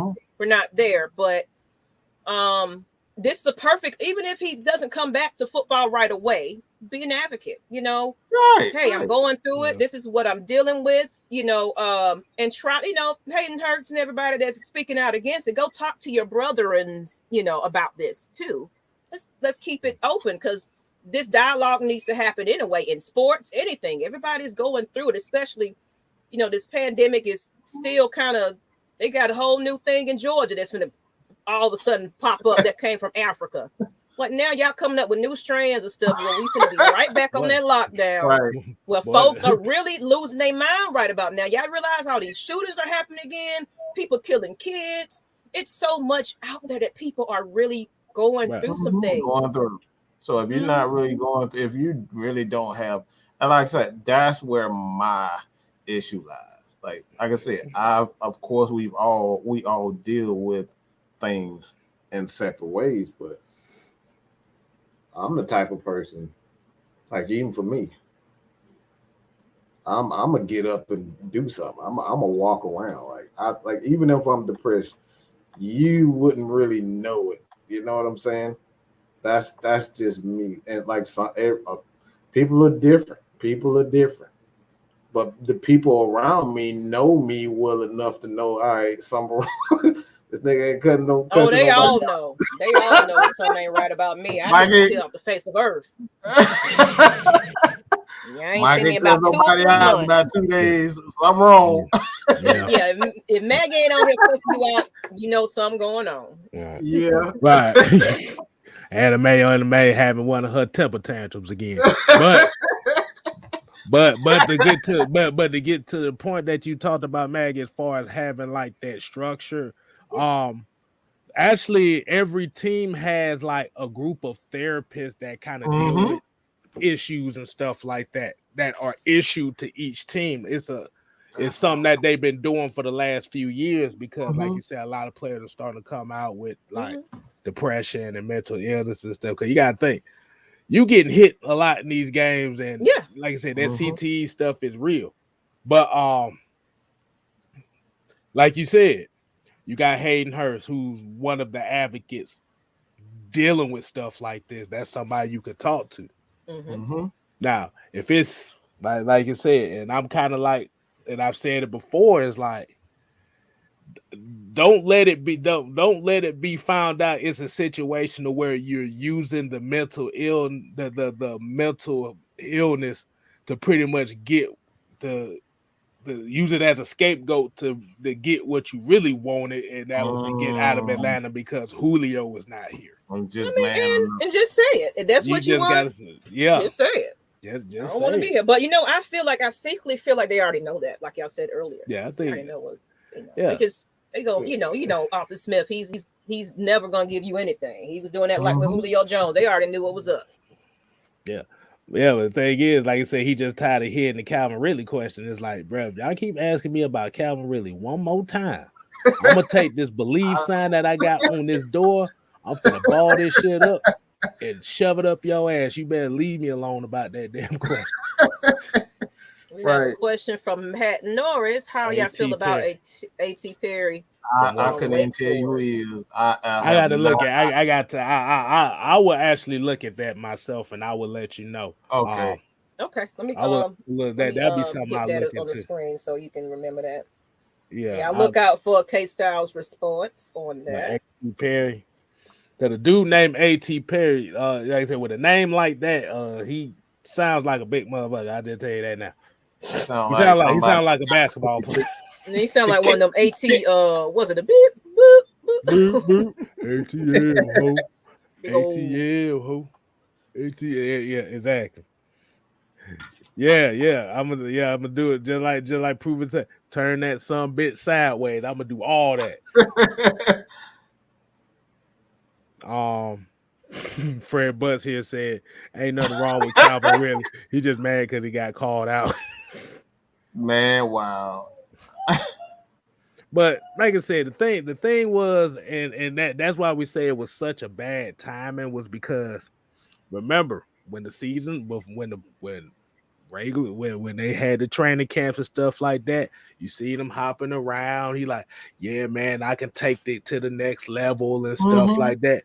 But it was like as soon as those passes, as soon as them first couple games when he started dropping them passes, it was like the energy changed. Because now in his mindset, he probably thinking like, I don't think I'm ready for this role, especially in this offense when they're expecting me to do the dirty work. Because Calvin Ridley is not a dirty work receiver.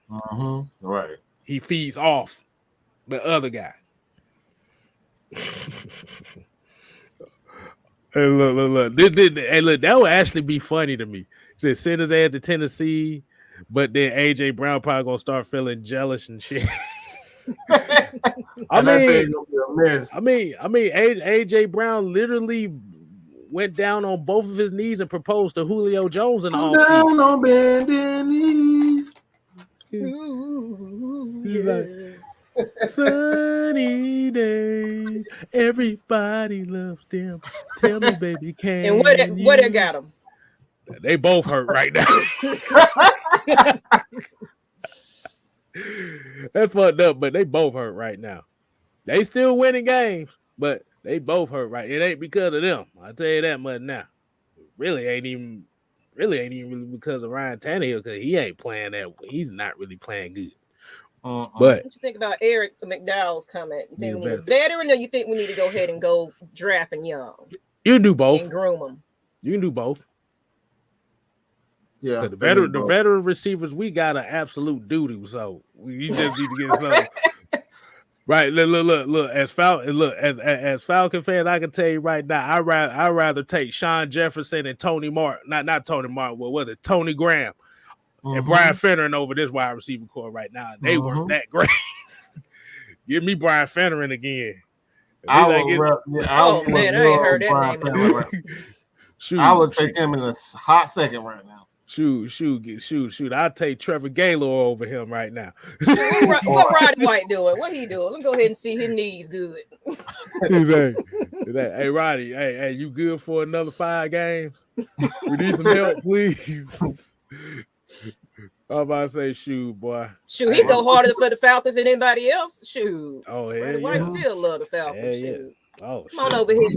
He'll cut your ass out over the Falcons. And coach some wide receivers. Do something. Exactly. Shit, hell, get this guy to coach these wide receivers. You see this guy in my background? Get him to coach some wide receivers. All of them. Did y'all watch the 91 thing on the Falcons? Man, like I'm saying, bring some of these old school heads back to the Falcons. They know the Falcons in and out. No, we don't want to pay the price. Okay, stop. Hey, look, Isaac Crown said he had toddler hands, but when it came to them tough catches, he damn sure made them tough catches though. That's what we did. You say toddler hands? Oh, Lord. He couldn't catch what the damn. He couldn't. The thing about Brian Fennerin, he dropped all the easy passes and caught all the tough passes. Right now, all wide receivers dropping everything. They ain't catching shit. They ain't even getting open. Andre Rison, shoot. Bad Moon.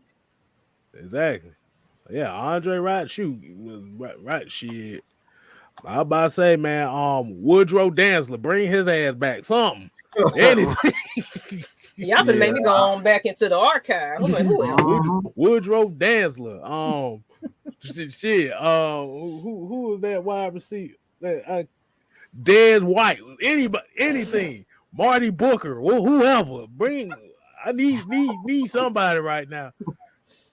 I'm gonna say y'all remember Dez White. Oh yeah. Kerry Meyer. Kerry Meyer didn't even play. I don't know where he was. I knew what these other guys were. In that whole time he was here. Boy, I tell you, boy, like I said, it's like watching Despicable Me out there. I'm telling you, bro. You're like, what? Yeah, Sean Jefferson. Yeah. Jefferson. Joe Horn, of course. Joe Horn. Who's some other one? Ashley here, goddamn it, Ashley Laley. Damn it, somebody. Joe Horn. Sean Jefferson. Michael Hayes. Shit, hell. Greenback Goldberg. Oh my gosh, really? Yeah, shit. Hey, let him play. Was a Falcon, people. Yeah, he was a defensive tackle. Well, I'll take him over Tyler Davidson right now, but still. Oh yeah, Jamin Jermaine. Shit. Anybody. Well, look at Marcus Wembley. Like, goddamn.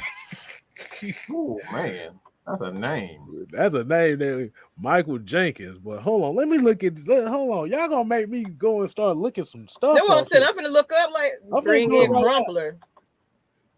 Algae, shit, anybody, because like I said, the problem is when you look at these Falcons, wide receiving core right now, like it's tough on Kyle Pitts right now because they literally are triple team bracketing him right now. He got nowhere to go. He got nowhere. Let me ask y'all this question. I know there's a crazy question gonna make y'all think. Okay. Of all the players that we still freaking paying, would y'all bring them back? Who would you bring back? Since we already still putting them on our dime, would you bring anybody back? Because right now the Falcons need everything we can get on a kitchen sink. So let me see who we paying. Hold on, who we paying right now? Let me see.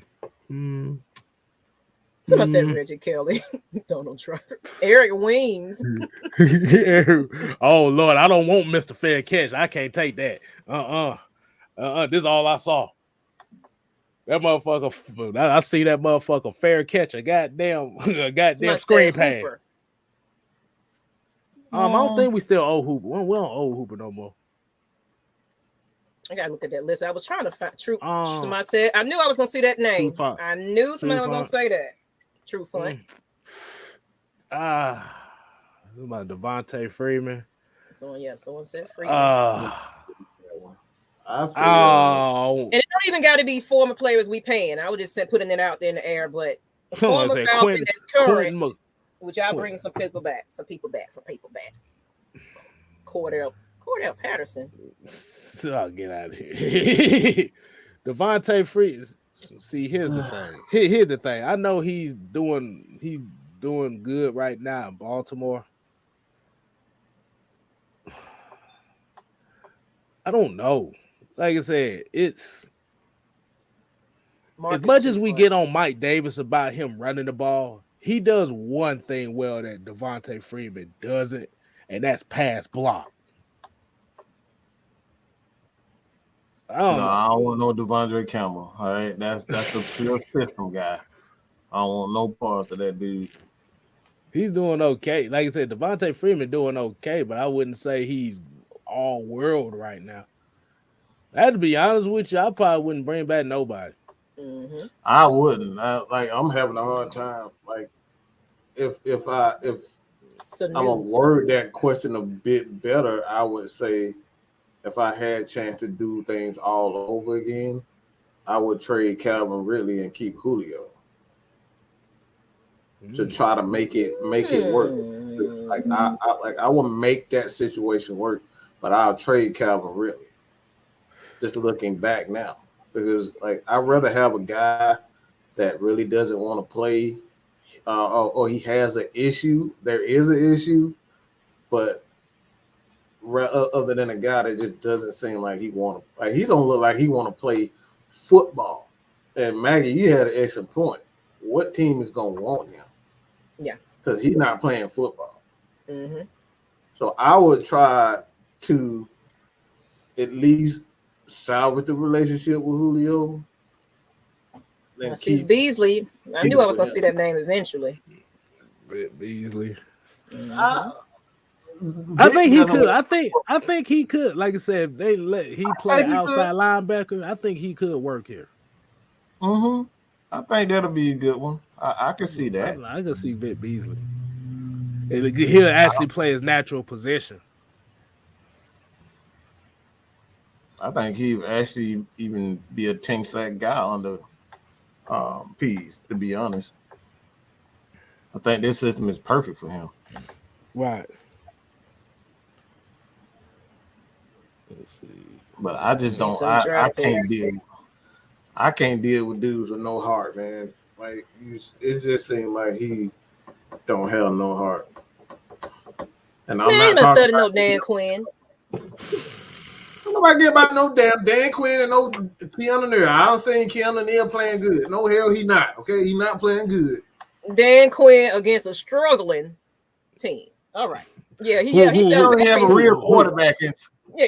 Who and then I know you heard that I think they might have lost Taysom Hill for like the next 3 or 4 games possible. He been hurt. He been hurt. That's the reason why he's stuck right now.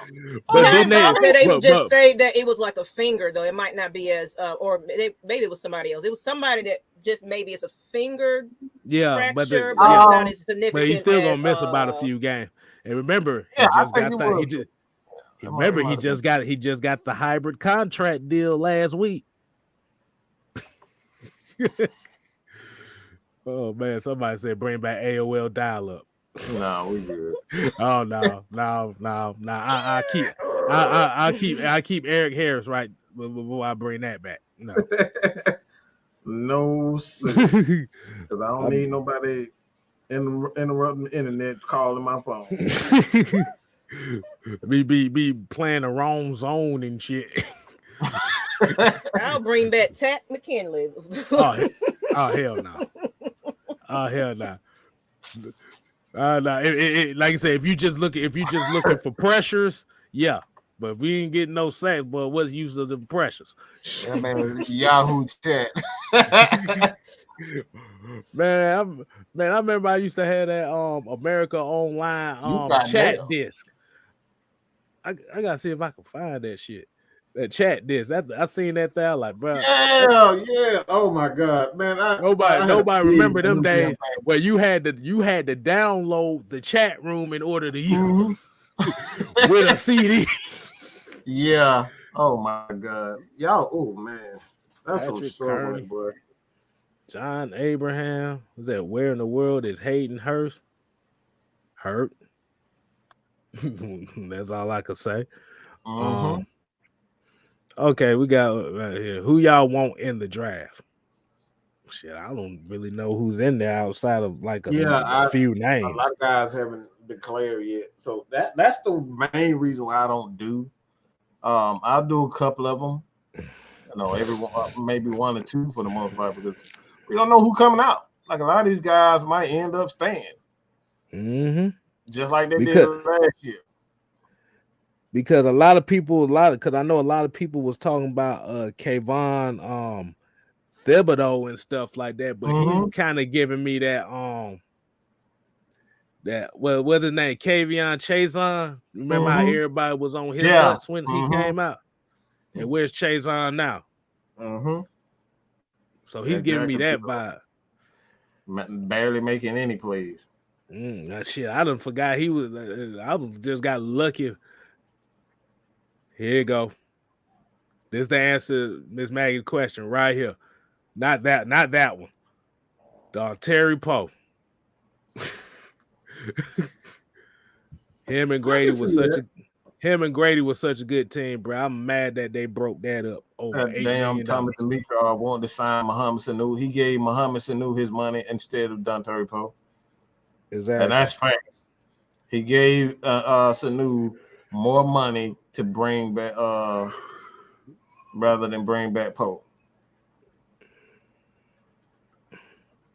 And then try to give him some cheap ass defensive tackle. What the name is? I forgot. Hold on. But he played for the then Redskins. And the McClain. Robert McClain. Not Robert McClain. No, it wasn't McClain. Robert. Yeah. It was another McClain. Something like that. It was Terrell McClain. Terrell McClain. Terrell? Okay. Yeah.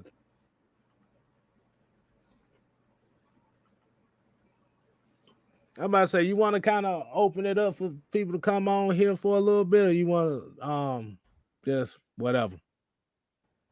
mean, it's rivalry week. I was hoping that we had a couple of Bucks fans, Man, but I think ain't showing. They fake. So they ain't got no real diehard. Man, ain't no such thing, no damn Buck fans. They some Tom Brady. The Tom Brady's, the Brady fans. So we're gonna just open it up to the Falcons and just let it be the Falcons takeover because I tried, but they scared. So see, I want the view people. I want the views to come on. though. Them the ones I want. I want the views to come on. But man, you can't be using terms like that. They don't know what you're talking about. I people who don't like Matt Ryan, please raise your hand. Raise your hand. Put a hand in the chat. Them the ones I want. Come on. Brian Cox and Terry Robisky. Shit, hey, they were some damn good coaches though. They kind of got scapegoated too. Let's put it in the chat. But I know I did try Mr. Motivator, but you know how it is. But like I said, at the end of the day, if y'all got some opinions y'all wanna just come on and just hit that chat. Mm-hmm. Shit. Bring it in. Come on, join us. Come on. See what y'all got to say about this game. Do you think we got a chance? Do you think that we're gonna make it in the playoffs? What's going on? What's going on with that? I would like to hear y'all opinions. I know y'all. Do you want to see the Falcons make it to the playoffs? Would be a good question too. Mm-hmm. Aiden Hutchinson. The Brady Bunch. I like that. That is too funny, Ayers. I want the Brady Bunch. The Brady Bunch. The Brady Bunch. We can do what we do. I don't know the damn. You know what? See, let's forget it, K Styles. You just ruined that whole moment. I don't watch the Brady Bunch. I wasn't a fan of that. I was. Damn lie. That's the only thing that was on TV. Then you watched that shit. Well, I was watching kung fu movies all day. That's what I did. All right. Yeah, he was watching Teenage Mutant Ninja Turtles and stuff like that. That's what I was watching that. I was watching that. Teenage Mutant Teenage Mutant Ninja Turtles. Turtles in a house. Come on now, we're gonna give y'all some singing. Come on this chat. Don't be scared. Lord, anybody, just come on and speak to the people. Mm-hmm. While we waiting, I'm gonna go ahead and put that website in the chat since y'all don't know that we are on officially a web page because we are a little legit, y'all. We trying to be. So, we trying to get our little come up on. So just go on, join, find the page, subscribe to our newsletter, whatever you need to do. But get on there and go to AtlantaFalconsNation.com while we waiting on our fans. Look at that. See, somebody already jumped in. Oh, go ahead. See, we got a lot of bold people in here. So let's go ahead. Add Mr. Jerry Bowie to the stream. Let me see if he's ready. I see he don't have his camera up. Oh, he ain't gotta have the camera up. Like I said, just as long as he gotta speak. Jerry, you in there, man? What's up, y'all? How y'all doing on this nice night? Hey, what's going on? How you doing? I'm doing great. I'm just sitting out on my patio. Sorry, it'd probably be a little too dark for you to see me anyway. That's fair. Look, it's actually, if you in the A, it's been a wonderful. That's why I got out about today. I was like, I am refusing to sit in the house today. I'm gonna get out there and actually, I went downtown to the Georgia Tech area. Just rub it in a little bit. Oh yeah. Y'all go ahead and rub it in, but don't be looking for. Go ahead and rub it in. Hey, look, I'm about to say, don't be looking for us at tax time when y'all need some extra money now. Wow. Just letting you know. Y'all better go up there with them blue bloods. You can't do no damn taxes. They do taxes. You can't do no damn taxes. Oh, I know I can't do no damn tax. That's why I got that. Look, that's why I got tax app for me. What you got, Jerry? Yeah, I just wanted to come on and say that I think as a fan base, we're gonna have to be patient with this regime. I noticed a lot of people are starting to kind of get impatient with, Terry Fontenot and Arthur Smith due to the performance of the team and saying that they want to win now. And I kind of feel like, when you're playing the game, you're a professional, and this is what I really like about them. Even though the team, has a struggle, they're still playing the best they can. I feel like, when you're competing, man, you don't just come in and just tank the season. I mean, most people are saying they don't want to see us in the playoffs, and I'm like, I mean, why not? Like, you never know. There have been a few teams, the Giants, to become a wild card and get all the way to the Super Bowl. I mean, you're looking at it now and you're saying, well, based on previous games, I get it, but what if it turns on all of a sudden and then they start winning games? And look at an old Falcon team that did that. Actually, they wasn't even expected to be going all the way, but they definitely went all the way. So it's like you cannot, not no professional players that get paid to do this. A lot of these players want to make a stat. They want to make a name for themselves. So even if they're not with the Falcons, somebody gonna want to pick their behinds up. So y'all just sitting there and laying around, not doing anything, is not going to really help that player. I don't feel like a professional players want to sit down and do nothing. We're gonna tank because we want another quarterback. Okay.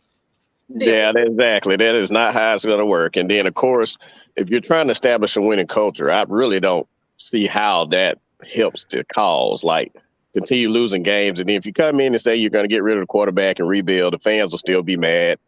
They'll still be talking about how this was a total failure. So I'm kind of looking at it like, we got to always compete. It don't matter what the circumstance is. I mean, Mike, you were talking about having heart. I mean, this is what it takes, man. You come in no matter what the circumstance is and you compete. You may lose, but as long as you're competing and giving your best, that's what really matters. So this team shouldn't tank. This team should continue to try to win. A lot of people are saying the Tampa Bay game is going to be a blowout. Honestly, it wouldn't shock me if this game is actually a very competitive game, to be honest. I mean, these guys are NFL players. They want to win. They don't want to go home with a loss, Just like the fans hurt when the team lose, pretty sure the players hurt too. Oh yeah, probably on a higher scale. Mm-hmm. I'm glad you said that too, because it's just like when I be looking at some of these comments on something, I be seeing stuff like, in order for us to win, we have to lose, and I'm looking like, the fuck mentality? What the fuck logic is that? That's a loser mentality, because for some reason we seem to think that if we draft to get 2 first-round picks, that automatically the team is going to turn around, and we really don't. Even we really didn't know how Kyle Pitts was going to turn out, even though we saw him in college and the guy was just, I mean, let's just be honest, the guy was really good in college. We didn't know for sure if he was going to. And we still waiting to determine if he's going to be the guy we think he is. Even though he's shown it very well this season, we really just don't know yet. It's going to take some time for him to develop. If he does develop, correctly, thank you. We'll see that. Okay, he is everything we expected. And a lot of times it takes the coaching to get involved with that as well. About a year and a half or so for. Come on, y'all. We keep rotating these coaching staff over and over and over again. Like, just and like there ain't no continuity. Exactly. As an example for the Hawks. You know what I'm saying? Yeah. It was mid-season and he came over, and you know what I'm saying? Like, you don't know what to expect when you got a new coaching regime coming in. Exactly. Everybody want them to be boom, but it's like, how you gonna be a dominant product like that with the same folks? Y'all going picking up discount clothes at the discount mall and thinking that's going to be some name brand material. Yeah.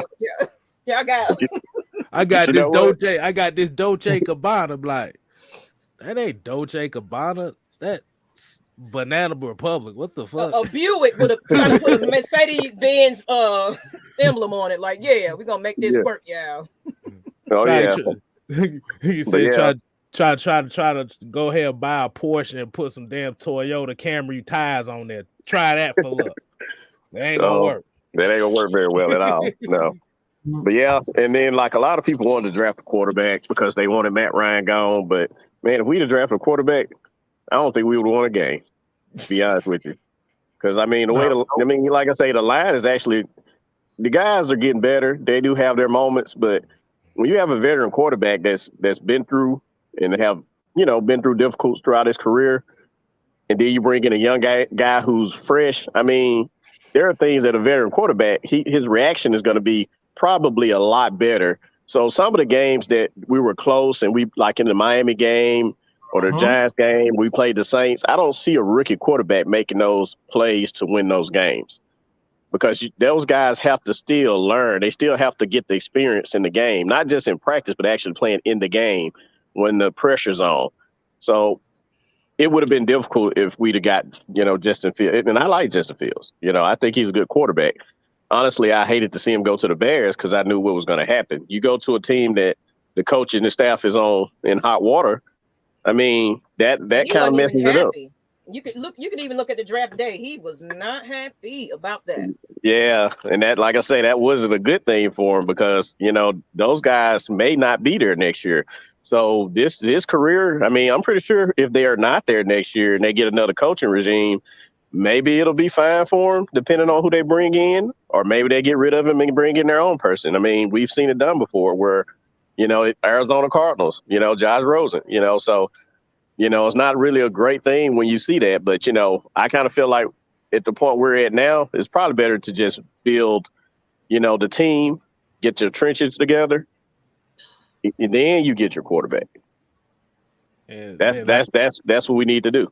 And then, like you said, if you want to build that foundation, you ain't gonna build no foundation with a dead cap hit of $40 million to a quarterback that you trying to get rid of. Exactly. I'm pretty sure they saw that on the wall when they came on day one. Then they knew they had a good veteran quarterback, but they probably, just like Arthur Blank said, and even Arthur Smith, they said all options were on the table. So I'm pretty sure they evaluated the possibility of what if we, got rid of Matt Ryan. And they probably looked at that and said, you know what, this is probably not a good idea. We're not going to be able to win on this, Because that's what Terry Fontenot is for. You know what I'm saying? He's definitely that person that can kind of get some wiggle room and know, of course, you can only do what you can do with what we got right about now. So he did what he could as far as being smart with his decisions. Of course, it wasn't the popular ones, but it's like people, y'all. Yeah. It is what it is. So give him time to kind of, because we got this TV deal coming next season. We got a lot more things that's going to happen in the next 2 seasons or so. Be patient, like you said. Yeah, it's going to take us to have patience. And then I'm looking at the Patriots, the past few seasons since Brady's been gone, they haven't, been great. But now that they've actually gotten things set up for their rookie quarterback, he's looking pretty good. I mean, I'm not going to say the guy ain't good, but I'm just saying things are already in place for him to succeed. It's already there. All he has to do is just manage the game, not turn the ball over. Mm-hmm. Even watching the game against us, I'm like, they really wasn't that spectacular. And it could have been maybe our guys stepped up on defense more, but they didn't look that spectacular to me when they played the Falcons. They did. But the guy, he did just enough, and his defense did the rest. Exactly. ATL, man, what's going on, homie? Give me just one moment. And you just now gonna comment after I was like, well, maybe he is ready. So we're gonna go ahead and put Alex on here. I just seen your message, Miss Maggie. That's why I put it in the chat. Okay, we're gonna come back to you. Let us know.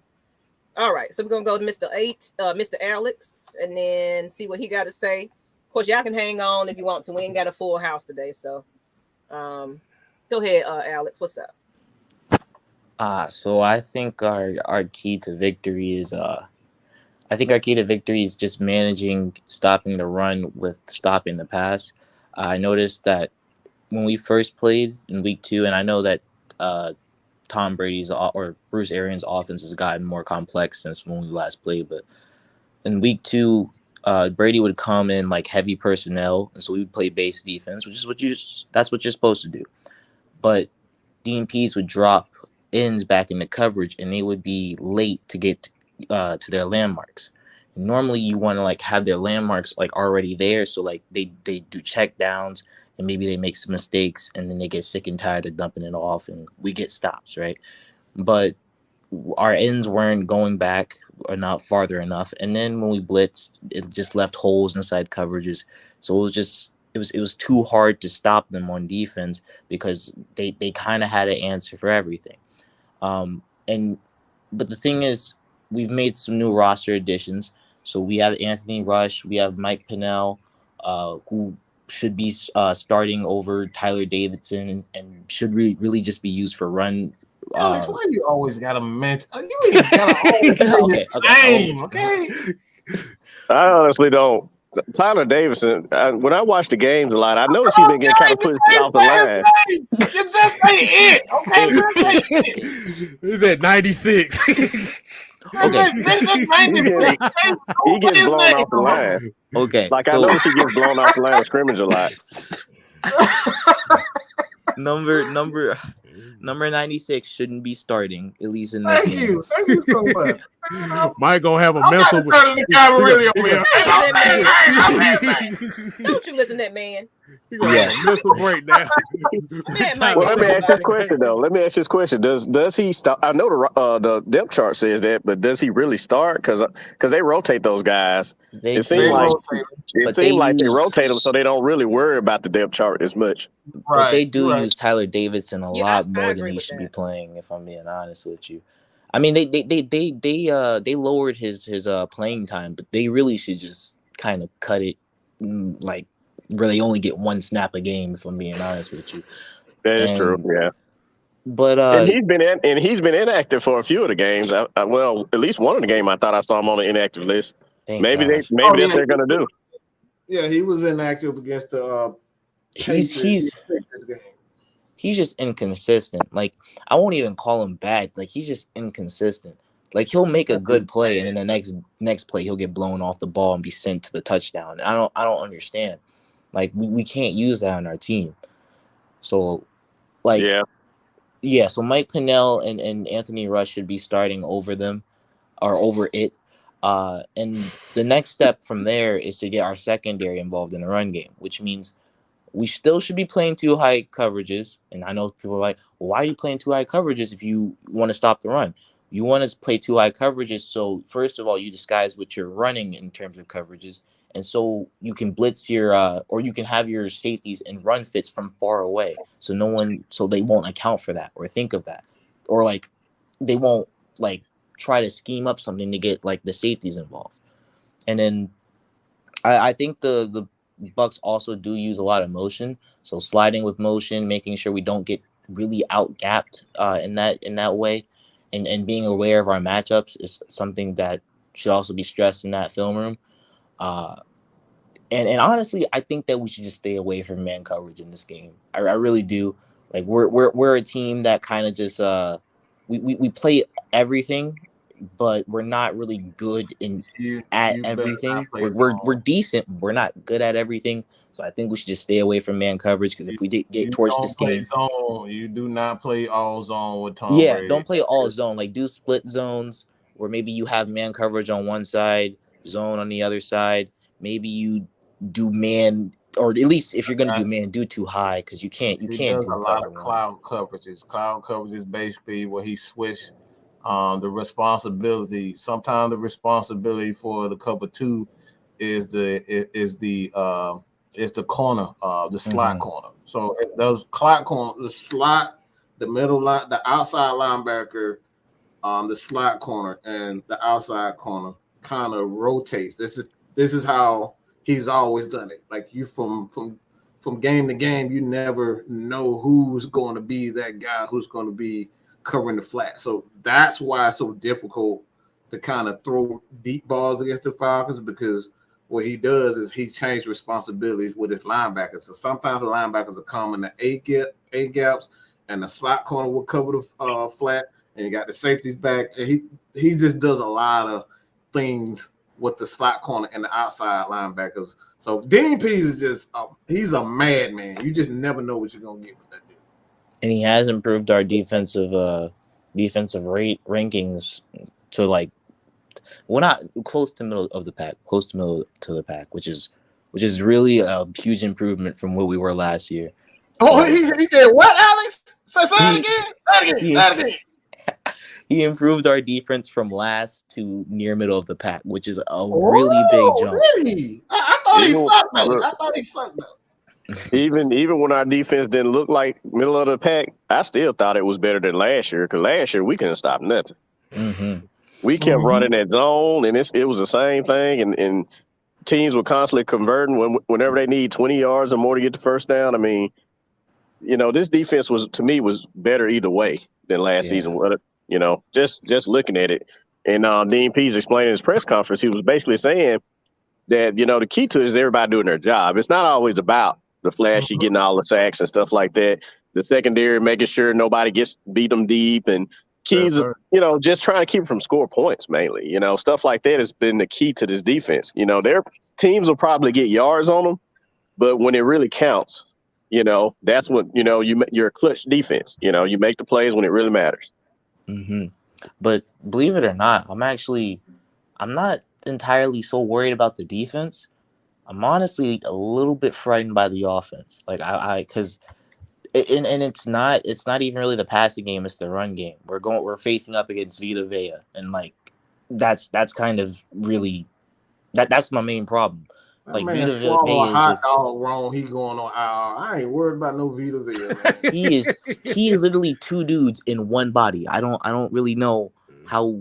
Like, I mean, you can game plan around it, but like that game plan really needs to be solid, because they also do have some decent edge edge stoppers. So they gotta like do some pulling, a little bit of power, a little bit of duo, a little bit of zone, a little bit of everything. They can't just be running zone, because they're gonna catch on.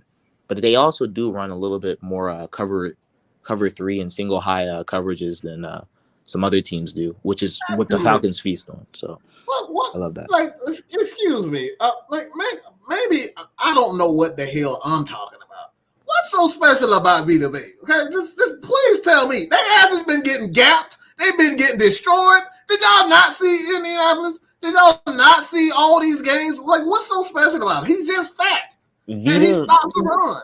Vita Vea is that's what you want him to do when he's big like that. I didn't ask that. If he was so damn good, why is the defense struggling? I'm not gonna lie. I think secondary is the biggest problem because they got a lot of injuries. That's true. And they also did do a lot more passing in that game, if I'm not mistaken, than they did running. But, yeah, that's why the Colts lost, because they went away from the run, I think, and they did a lot of passing. Yeah, but and don't get me wrong, Frank Reich and Jonathan Taylor together are freaking insane, including that O line. They're insane. But Vita Vea is good because he's huge. He's like Anthony Rush's size, who can also disengage and can also rush the passer. So he's like well, basically he's Anthony Rush with like pass rush. That's basically what he is. Crap, in other words. Excuse me. Nah, I've never seen him really be a good pass rusher. I said I was going to be good. I mean, it's not amazing, but he's decent at that. Let me say this. All right, I've seen a lot of defensive tackles. All right, Vita Vea does not have moves. Vita Vea is good at utilizing his strength, but that is only so good towards the end of the game, because you can, early in the game, I don't think the Falcons have to worry about him. But later in the game, when fatigue sets in, then you worry about a guy like Vita Vea. But it's like early in the game, I'm not concerned with him. And that's where the Falcons have to take advantage. Is they have to get off to a fast start. They get off to a fast start somehow. They gotta find a way to get.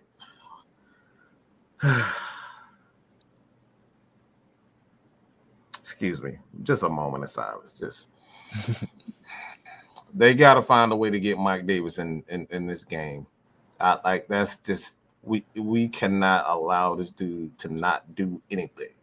Somehow we gotta throw some screens at him, get this dude some type of confidence. Run a little bit of duo what's wrong with him. I don't know what it's going to take, because they're struggling. So I expect the Falcons to do a lot of splits with Kyle Pitts and Cordero Patterson and on the same side, to kind of take away that ability to just basically double Kyle Pitts, because you can't double Kyle Pitts when Cordero Patterson is on the same side. So they're going to have to go to that early. So if Mike Davis can get going to somehow catch the ball out of the backfield, doesn't matter, like he did in this past game. They got to get him involved in this game early. They got to, because if they're going to win this game, they cannot play around with Tom Brady and allow him to have chance after chance after chance to, hold on to the ball. But Tom Brady's one of those quarterbacks where he's happy to dump it down to Leonard Fournette, to let those guys just do whatever they do magic. So they have to control the clock. I think the defense is going to be fine, but they got to get Mike Davis going. That's just a must at this point. I think I want to see more Cordrea Olsen. Look, I wasn't a big Cordrea Olsen fan, but after watching him play in that Patriots game, I think I want to see more of him. He's a good runner. Yeah. I mean, I think Cordrea Olsen is decent, but I also feel like Matt or Mike Davis should also be getting some snaps with duo, because that was the concept that Olsen ran for, I don't know, about 3 or 4 downs that kept on getting him around 10 yards, and all Mike Davis does, and I literally mean all of his running his runs, at least except for maybe 1 or 2, are just zone, just pure outside zone, inside zone. That's it. No real power, no real duo. They ran trap a few times, but the O-line blocking wasn't that great on that play. And it really bugs me a little bit that we aren't running screens in the end zone with Mike Davis, or like near the red zone, because that I feel like would be helpful, because they're playing like deep coverage or too high coverages. So I think we should run some screens in the red zone to or at least some creative designs for a screen, so that way we can get Mike Davis going, and then he already has that built up speed and took a few hits, and now the defense is like, all right, Mike Davis, he's breaking some tackles, and then you can start going with the play action and stuff. That's kind of that's what I want to see a little bit more of. Yeah, and what I've noticed about Mike Davis, I've seen it a couple of times we ran the ball where he missed gaps. So I don't know if he had a vision. That could be why some of the times he's not getting much, and then you see the other running backs coming in and getting yards, because I know Olsen on one of the plays when they were in the red zone, he cut off the tackle. He cut off the tackle instead of just running in a pile and got more yards. And if you look in that same game when Davis ran the ball one time, if he would have cut up the field instead of going through the middle, he'd have got more yards. So I'm looking at it and then thinking, well, I don't think that Davis is not good or anything. I just think his vision is not as good. And when you don't have a vision, you miss the gaps and stuff, and you're not going to get anything.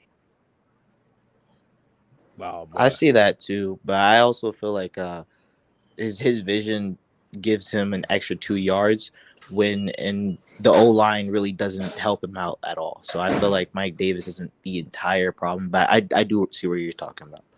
Oh, he's the entire problem. I mean, like I say, he may have a good game. I mean, at first I was looking at it and thinking maybe just things weren't opening up. And then, Tampa Bay has a pretty good rushing defense. So it may be a challenge for all the running backs. But against a team that have a top rushing defense like that, when those holes are there, you have to find them, because those guys, I forgot what they say they were ranked, but I think they were like at least a top 5 rushing defense, Tampa Bay. Yeah, so, they're ranked high in that. Yeah, they're ranked high in that. So, I mean, when you running the ball in that defense, like I say, I know our offensive line has a lot of work, but a lot of times where they're telling you to run the ball, it may not be there, And I'm not saying run sideways, but if you have the vision, you're able to cut back or something, one cut, that may help. And that's usually how the zone attack works, I think. I think it's kind of like, the running backs being able to actually have a vision to find the gaps. I did see in the Jags game, and one of the reasons why Cordero Patterson did really well is they used a lot of motion. They that one play sticks out where they used Keith Smith in motion. They used him as another blocker on that side, and even though they moved or the defense shifted with them, they also got the the matchup that they wanted. They got like Pitts on a cornerback, which is great because he shouldn't be blocking anyone other than a cornerback. Keith Smith was able to handle an edge. Lee Smith worked on a linebacker, and then so did Jalen Mayfield. And they use a lot of motions to dictate to those mismatches, which is something that needs to be more emphasized. Like that should be something that, like, on every single rundown, or at least majority of those rundowns, motion needs to be happening, or some type of creative design needs to be happening, or some type of misdirection or play action or something. Because we just don't. This O-line isn't going to always get it done. So you got to help them out. Yeah, and also committing to the run is key as well. So, and it's hard to kind of do that when you're up against a tough team like, Tampa Bay when it comes to the rushing attack. We get a little impatient and start throwing the ball, and they sit on the routes. Especially if we don't run a lot of deep routes. Because we ain't got the time to hold the ball long enough. So they're gonna try to force you to have to throw the ball, but then they know if they only have Kyle Pitts, which good thing we got Cordero Patterson back, because when it was just Kyle Pitts, it's like, oh, we'll triple team him, and that's it. We can't throw the ball, But having Cordero is now going to actually make them think twice about trying to put everybody on that side, and I think honestly it'll open it up, but it's going to depend on how our offensive line hold up. I'm gonna be honest. I think I've really been impressed with Taji Sharp over these past few weeks. He's been able to get open against some big time corners, Marshawn Lattimore, J.C. Jackson, and I've taken notice of that. Like in man coverage, he's been open, and I think that's a good sign. Especially one play sticks out. He did a comeback route against cover 4. And he caught a contested ball that I didn't think he would catch, even though it was ruled out of bounds. It's something that can be utilized, and I didn't think that that's something that we would use Tajay Sharp for. So I like Tajay Sharp going forward. Yeah, because we don't have Calvin Ridley, so these guys are going to have to definitely step up for sure. And honestly, even when Calvin Ridley was here, I think he was still trying to find his way in this offense. Anyway, so even if he's here, if he comes back, I think it's not going to be just as simple as he's back is going to matter. Now, yeah, he's a name that'll probably command some respect because everybody knows he's capable of dominating on that one-on-one, but I think it's an adjustment period in this offense. I think Matt Ryan had to adjust. I think the whole offense had to just adjust to the new scheme, and I think they're still adjusting, to be honest with you. And something that I noticed going into this Bucs game is that Russell Gage has been able to get open against a lot of these Bucs corners outside of Carlton Davis, which is fine because he won't be matched up on Carlton Davis that much, and he'll probably be in the slot most times. So Russell Gage, I think, will also have a good performance too underneath. So we have like a security blanket like a blanket underneath with Russell Gage, a guy to kind of like take the attention a little bit with Kyle Pitts and a little bit of Tajay Sharp, and then focusing on the run game a little bit more. So I think that's a decent game plan. Is Carlton Davis playing? I thought he was out. Oh, he's out? Oh, even better. Yeah, I'm not sure if he's playing. I don't think he's playing. I have to check that, but yeah, I think he may have been on IR. Not sure. Oh wow, they better not. The last I heard, they had said that that they were still monitoring his progress, but I haven't heard any indication that he would play.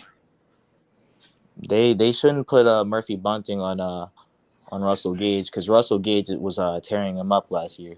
So it's not looking good for the Bucs if they play man coverage.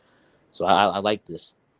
Yeah, they have I think they got about 3 guys out. They got Dean and Carlton Davis and Jamel.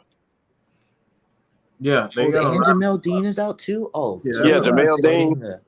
Yeah, they Richard Sherman is still out. So I think their secondary is they're going to be playing zone. It's not going to be like week 2, for sure. This will be different. I don't think they're gonna play zone. I think they gonna bring heat. That's what I was thinking. I was thinking that they're gonna try to get as much pressure as possible, so he can't get the ball. Because everybody's mind thinking this is a passing team. They can't run the ball. They can only throw. So all we got to do is just make sure we get pressure on Matt Ryan, and that's the game. We ain't got to worry about him going downfield. That's pretty much what everybody's thinking right now. Well, I'm thinking if they're gonna blitz a lot, and if they're gonna bring pressure, then we must be running a lot of heavy sets. Because if we run heavy sets, they can't go into nickel blitzes because they'll be dominated. And if they try to do, Edwards is suspended also. Edwards is suspended. Oh, good. Oh man, I forgot about that. Oh, this is looking better. Okay. Because I'm now not saying. in I mean, this actually does. This is gonna probably be a different game. I don't see it being like it was the second game. Yeah, because now in base formation, if you blitz from there, well, now there's play action, so you can't do anything. Like, and if you play man coverage, you're screwed. So I'm liking where this is at. And OZ can tear up like their fifth corner. Yeah, OZ can tear them up. So we're looking good. And don't even get me started on Cordero. We not going to do that. So from an offensive perspective, now I'm more at ease when we're going at the personnel matchups, because now they might be forced to play base defense. So. And that's what they were saying the Colts should have kept running the ball, but they were also saying the Colts they kept throwing the ball because they saw obviously that throwing the ball was working pretty good for them in the game, but it was actually not their best thing to do. The reason why they were able to come back, because instead of keeping the ball on the ground, they relied on Carson Wentz to throw the ball, and you can't really do that with Carson Wentz, But they said it was working pretty good, and the reason why it was working so good because, like I say, the Bucs secondary is been injured. That's where everybody's attacking. And if Felipe Franks gets a snap at quarterback today, I want them to use motion in that snap, because if they use like a read option, right, and they do motion, at least it'll be an easier read for Felipe Franks, and we might be able to get a big gain out of that. So I think that they should be monitoring Felipe Franks on the side. So that's I'm still trying to figure out, like, what are they trying to do with Felipe or Franks? The reason why I'm trying to figure out what their idea is for, is they planning on trying to make him like Taysom Hill, or is it possible that they can see him in a role where they can kind of do like a RPO, kind of like an RPO type offense down the road or something like that? I'm not gonna lie. I don't think I've seen a lot of.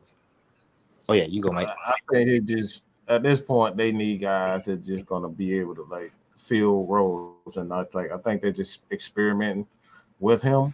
But like I said, that's at this point that's what you need. You don't have a ton of guys, so it's like I wouldn't get too happy or expect him to like really see any significant play until he like show whether he can be a tight end, receiver, whatever it is. Like obviously they need him to just be a guy, I believe, that could just at least utilize his speed, because these midgets on this field, these guys just too dang on little, man. They just at the end of the day, what I'm seeing on film is that they're just too damn little. It comes down, they're getting bullied, they're getting pushed around, and they're scared. This is why you got the interception on the sideline. He, OZ really doesn't want to go up for the catch because he's afraid to get hit. These guys just they're like the little giants, man. Let's just be honest. You got guys in there. They got the helmet too big for them. The shirt too big for them. Too big for them. Said in order for him to catch the ball, you had to throw toilet paper at him. You got to throw toilet paper at him. I tell you one thing: if they scared to go up and get the ball and get hit, they in the wrong business. Yeah. Hey, Tim, what you got, bro? I was just adding on to what y'all was saying. I was saying Mike Davis can't even catch screen passes. Every time you pass him the screen pass, he just drop it. He got a bad case of Butterfinger. Yeah, that's shocking because when we watched him for the Carolina, it seemed like he was a good catcher out the Uh, backfield. yeah, a few plays. I will say like a few plays. I feel like Matt and Mike Davis's timings are a little bit off because I noticed sometimes. Week one, they had a touchdown they were about to have a touchdown, and Mike Davis went up for the ball, but the ball placement was kind of off. So I think that was a timing thing, and it happened a little bit. It happened later, I think, in the Cowboys game. And it happened in the Jags game too, but he caught the ball. So I think that just comes with just a little bit more practice. So I think that that's something that they just have to kind of practice it out, and then he'll be kind of set in game. Oh yeah, I'm glad Jalen Hurst's coming back too, because bro, I swear every time Eric Harris drops a pick, bro, the game just go the opposite way, bro. Like, yeah, and missing tackles a few times. I was kind of wondering about the missed tackles where he had a chance to hit the guy in the backfield. I think it was against the Patriots or whatever, and he missed a tackle, and the guy gave. I think it was Stevenson that gained extra yards or whatever. bro, this man Eric Harris pushed the dude in the Jacksonville game. Instead of tackling him, he pushed him forward to get the first down, bro. I think I know what you're talking about too. He was in man coverage against Dan Arnold, and he literally had a tackle, and that pisses me off because he had decent technique. Like he would have been fine if he just got the tackle because it would have been like a 4-yard gain, and I'd be like, okay, that's decent. But instead, he missed the tackle and then pushed him forward, and I was like, all right, nah, I'm done. Yeah, that's why we call him. He's just there. He ain't no playmaker. He don't make plays. He just be there. And I like Eric Harris too, but like he gotta clean it up. Yeah, especially those tackles. You missing fundamental stuff. That's what teams lose games. They gonna send his ass back. They gonna send his ass back to UPS. He keep playing like this. Eric Harris can't tackle, Mike Davis can't catch, and Tyler Davidson just can't do nothing. Just put him on high over Steven Means, bro, and we good. Steven Means is pretty good. I'm glad to see Steven Means coming back. We could use more rotational guys to come in on that edge, you know. I see like a little bit in like of his skill set. I see the fact that he can bull rush from time to time, even though he doesn't use it that much. But he normally uses like a lot of chops and stuff, which when I look at Caleb McGarry and studying him, he hasn't really been as exposed to a lot of chops. I mean, he has when he plays against like great pass rushers when it comes to Shaq and Cam Thomas or Cameron Jordan, and he does well against those matchups. But a lot of tackles sometimes aren't really exposed to those chops because those are really for the Bosas, the Cam Jordans, the Shaqs. Like you gotta kind of learn that, and that takes a lot of time to learn. Which Steve Means being a vet, he has that down pat. So I think that he's decent, not great, but I think he's decent. Yeah. I kind of getting back to the Felipe Frank thing. I just know that they got him playing special teams right now. So they like you said, they just trying to find a spot for him. Steven Means, like I said, Steven Means, he's kind of like a 50-50 thing to me because the only thing I ever see him doing is cheerleading for everybody else's accomplishments. You don't really see him doing too much. He's always in the right. Then the man hurt himself when he finally made a play on the pitch. Yeah, that was quite a play, babe. I didn't know he got hurt on that one until they said he was out. Yeah. But like I said, Steven Means is kind of like one of those guys that, like I said, even though you do see him kind of cheering a lot of people on, that's kind of like one of those leadership type of roles. So I can see why they still keep him. But yeah, Tyler Davidson, I call him old country buffet because he ain't worth a damn no more. So yeah. How much does Tyler Davidson weigh? Because like I say, for him to be getting pushed back like that, he must not be very big. Yeah, he's not 300, I don't think. And if he is, he's like barely crossed that line. He's like 303. Yeah. Oh, okay. 303. Shit, he played like he 203. That's how yeah, he getting pushed back pretty far. It don't seem like he be 303. He wasn't doing nothing in the offseason but bench press and piece. And that's all he was doing. He was bench pressing pizza at Stevie B's. That's all he did. You can tell. Shit. He said bench pressing pizza and doing curls with beer. No, they couldn't give him the beard, boy. He was curling cheese sticks and shit. He was like, rah, rah, rah. It's so funny because one of the shows, Mike said he had his eyes on him. Literally, I'm in the shop, and right when they put Tyler Davidson in, they just run straight at him. I'm like, bruh, Dean Pease, you see it's not working. Stop trying to fix what ain't broke, bruh. Stop putting that man in the game, bruh. Exactly. Yeah, and I know they see it on film. I think that's why they went and made those moves. They went and got those bigger guys because they probably already were seeing it. Because, bro, it is such a huge. Even when you at least have Anthony Rush out there, it's a big difference. But when you have him and Mike Pennell in the game at the same time, it's a game changer for our D line, bro. Exactly. Well, they're gonna be getting a lot of playing. They're gonna get a lot of playing this weekend because I saw that Bullard is ruled out. Yeah. Bullard is actually decent too. Like he shouldn't be listed as a nose tackle, but he's decent. Like in a 3-4 end spot because he can hold his own on some blocks. As a matter of fact, he's a good player. Yeah, but they've ruled him out for this Sunday, so I think Pennell will be getting. I think Pennell's behind him on the depth chart, so I think Pennell will be getting a lot of time. Probably take Warren Graham too. Pennell's decent, but like his footwork sometimes is like he needs to clean that up a little bit. But Anthony Rush is literally dominant. Like when I say like he's not, he really is. I'm not even joking. He's 350s. No one can move him. And he forced a fumble, and he got decent feet too. Like I don't think I've ever seen a bad I haven't seen a bad play from Anthony Rush. I really haven't, and that's saying something. So my question is, why aren't they playing Michael Walker at edge? Well, we have AO and we have Dante now, so they can't really play Michael Walker at edge, but they can blitz him. They really should be blitzing him a little bit more. Because he is like an athletic butterfly. Well, they moved. I thought they was he was getting reps and they were moving, kind of like Deion Jones, moving all over the place. Yeah, they do different places. I think they do the same with him. Okay, it's about discipline. When you playing the edge in a 3-4, you can't be getting outside and that's why one of the reasons why Steven Means is there. He's a disciplined guy. He's going to be in his spot.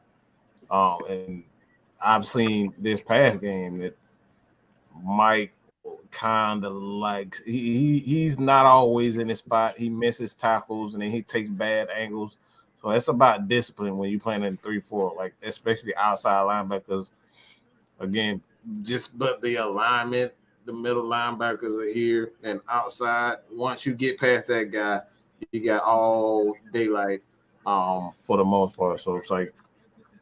So he basically just missing his assignments, really. That's just, you have to at the end of the day, and that's huge, and that's another reason why the pass defense has been so good, because of the 3-4, just the alignment. In a 4-3, the linebackers are pretty much stacked inside the middle, and when you have a 3-4, you got guys on the outside, and you can't just send the tight end. The tight end has to go past not only the outside linebacker, you got the middle linebacker right there also, whether it's the right or left.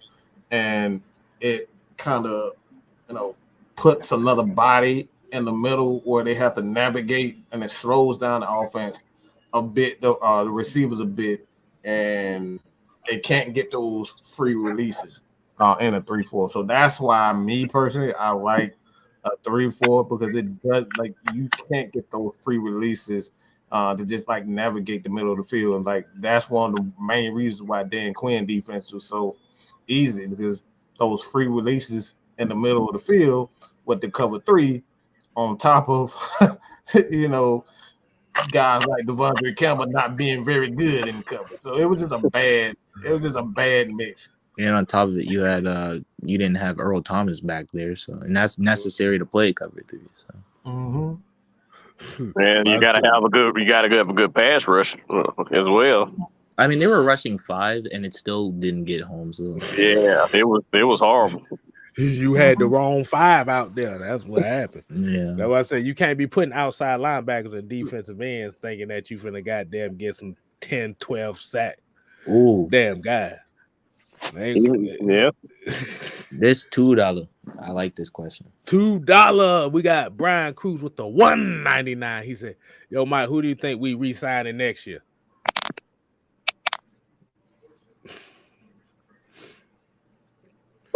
Flag on the play. I don't want to answer this shit. I'll say. I'll answer it. Resign. KP or CP. I mean, Cordell Patterson. Get in Man, I there. don't want to say the obvious. Like y'all already know that. Like, come on, man. No, that's I think they gonna bring it back. I think they gonna bring it back. He seemed to be fitting in pretty well to me. IO has I could taken. put Gotta in go two. Fourier, man. They gotta go Fourier. They I gonna give like Fourier Fourier. that bread, man. They gotta give Fourier that bread. He's been playing well in this defense. So I like Fourier. Come on, man. We already know CP for the most part. They're gonna give him a couple of bucks. But I gotta say Fourier, he's exactly what we need in this defense. You have a small middle linebacker. You have a big middle linebacker, and Dean Pease can do whatever he wants with both of those guys. So, Fourier, obviously. I think Hayden Hurst probably may come back on because it'll be an affordable contract. I love Hayden Hurst, but I don't know. Like it won't be an expensive contract, is what I'm thinking. If you got to have guys, I mean, you're not going to be able to afford, to with the whole thing with Ridley and everything, and them having to possibly move on from him. I don't know if they will move on from him, but I do know that you're going to have a backup plan for that situation. If they if they move on from Ridley, the good thing about moving on from Ridley is, he's not as expensive as Julio Jones, even though he got like a 1-year extension, I believe, because they picked up his 5th year. So if you move on from Ridley, you get some picks and like some actual picks, more picks than I think we would get from Julio Jones. And that in this draft class, I think it's decent. Like we get maybe a 1st-round pick. We could pick up Garrett Wilson, who is pretty like he's pretty good. He's pretty good. So I think he'd be decent. I would think the first pick would either they trade back for more or get somebody in the trenches. Yeah. Well, if I'm being quite honest with you, I don't really know if I'd go trenches in the 1st round or honestly in this draft at all, which kind of sounds insane. But no, we definitely got to go trenches. I mean, we're seeing it before our eyes. We got to do something. We got to get some. And then you look at, like we say, Mike was saying, we got some small guys on this team. Yeah. I mean, that's all across the line too, defensive line too. So we got to make some moves somewhere. And if we don't want to draft in the trenches the 1st round, then that may be a better option to trade back. Well, I'd go maybe edge somewhere in the draft, but maybe not on the O-line because I think Caleb McGarry is good, and I feel like we have 2 good pieces in the O-line, which is Chris Lindstrom and Jake Matthews, and I feel like the Matt Hennessy and Drew Dahlman are having competition right now, so I don't want to disrupt that. And Jalen Mayfield right now is just development. So I feel like across the O-line, we just let it play out. And the D-line, we maybe get another edge, maybe, because I think AO is kind of in his development phase too, so we could also let that play out. But getting another edge rusher for competition also helps. But I think our trenches are kind of decent right now. So I got a question for y'all, right? So remember how when Mike and K-Style was like, we don't necessarily need that freakish athlete. We just need a big body possession receiver and attack the middle of the field because this offense is predicated on the tight ends. I wanted to ask y'all, do y'all think when Darnell Washington declares for the draft, do you think that'll be a player that Arthur Smith will look at because he'll create a mismatch like Kyle Pitts? Darnell Washington, who is he? Oh, from Georgia. Yeah, 6'7", like 240, I believe. Tight end. Man, we got so many tight ends. Yeah. Yeah, like I said, that'll probably be kind of like a late round pick right there. Anyway, I would think he'll probably take a chance on that. But like you said, the main thing that they would have to do first is they either go out to get somebody on that defensive line or get somebody on that offensive line. You guys still set that foundation, man. They need Uh, something. I haven't really evaluated a whole ton of edge rusher prospects, but I'm not gonna lie, I don't really see a whole ton of depth in this edge rush class. I think it's kind of okay. Like I really only like Kingsley, Aiden, and Thibodeau, but that's really only it. If I'm being quite honest with you, I think there's some other ones that are decent, but like no one really catches my eyes like those three. So I don't really know. All right, Lon, what you got, bro? Oh man, I just wanted to, support my boys. One thing I really think we kind of need to key in on is we need to get Keith Smith going. Like he's actually doing pretty well with the lead blocking and everything. Last year, I'm not gonna lie, I saw Keith Smith and I kind of heard on this channel too. We were kind of like, what is his purpose?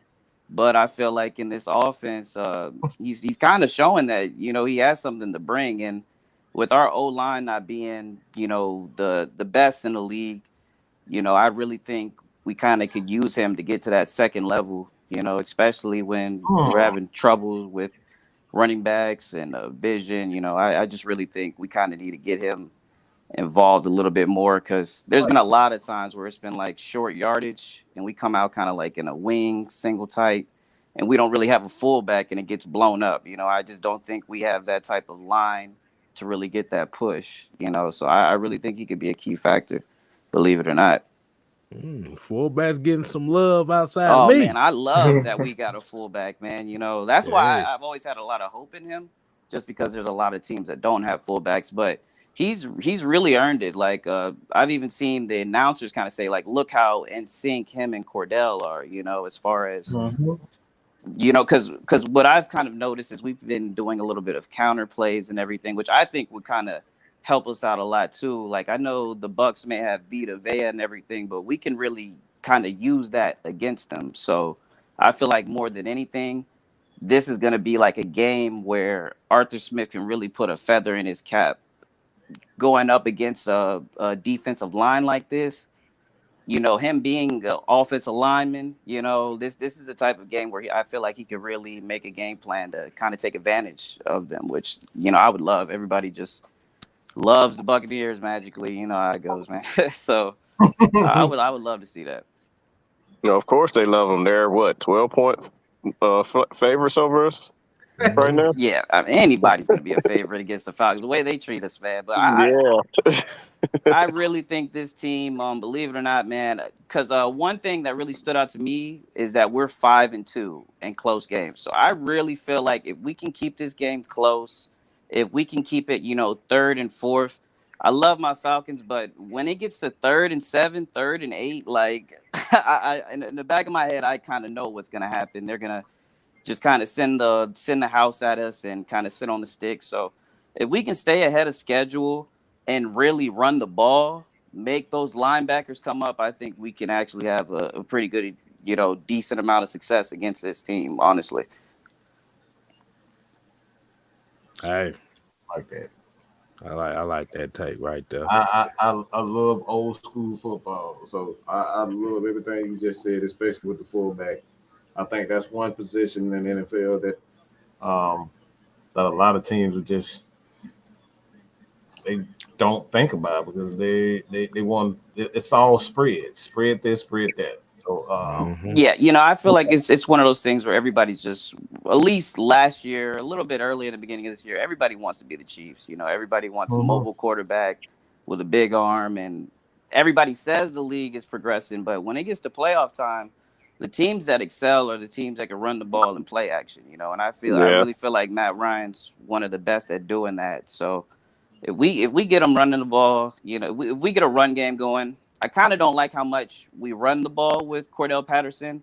I hate to say it, but he is a veteran, and I kind of seen where this was going with all the wear that he's getting.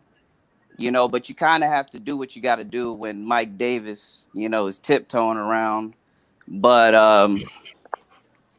you know that I'm just happy that my boys have a chance. That's all I gotta say. You know, these games have been a lot Right. more interesting. You know, it don't gotta be pretty. We just gotta get it done. You know, we're 5-2 with close games. Last year we were like what 0-8. Last week our defense closed out a game. We Like, know we were gonna lose it last year. We knew we were gonna lose. I kid Oh, you. I yeah. didn't know how to act when I saw our defense close that game out. I said, "What?" I was expecting them to get that third down, to be honest with you. And then the Trevor Lawrence takes. Oh my God, you already know what they were about. They were about to talk about him like it was gonna be Geno Smith all over You again. knew that was coming. Oh yeah, definitely. oh yes, oh yeah, Sunshine was about to be the talk of the town. Hey, shout out to AJ Terrell too, man. I mean, I like the pick. You know, believe it or not, I was a huge fan of the fast and physical. You know, even though it didn't really pan out too well, but I always liked AJ Terrell because you just forgot about the damn physical. we were just fast. Yeah, we were just fast. But I mean, AJ Terrell, even though it's kind of bad because I don't know if he's injury prone. I don't know if he just has no regard for his body. But man, that boy likes to hit, you know, and I love that about him. He comes up and he hits. He got the Devontae Freeman complex. He's playing like Donta Robinson right now, minus the concussion. That's basically where he don't give a damn. He no regard for his own health. He just go all out. Like, bro, sometimes you gotta. All right, don't jump like that, okay? Yeah, I think it's just a balance thing, and he got that interception. You know what they say? You get one interception, you know, it really starts to open it up. So. And I think he wants to win. Honestly, I mean, when you're out there playing like that, you're trying to make plays. You're trying to win. Yeah, he's trying to set the tone for the defense as well. That's what he's trying to do. That's why he damn near getting hurt every damn play. He trying to set something. Yeah, I don't know if did you guys see him mic'd up in New Orleans? No, I ain't see it. No, I didn't see it. One thing I really like about it was he kind of led the huddle before they left out. And one thing he said, you know, I'm not going to get too into it, but he said, we ain't leaving this bleep without a win, you know? And I really feel like that's one thing that us Dirty Birds, that's what we needed, you know, that pride. So, you know, I really like him. You know, he's turned into one of my favorite players. I might have to go get a jersey, man. Oh, yeah. Because like I say, he's only given up. What is that? He only given up like 6 receptions so far this year.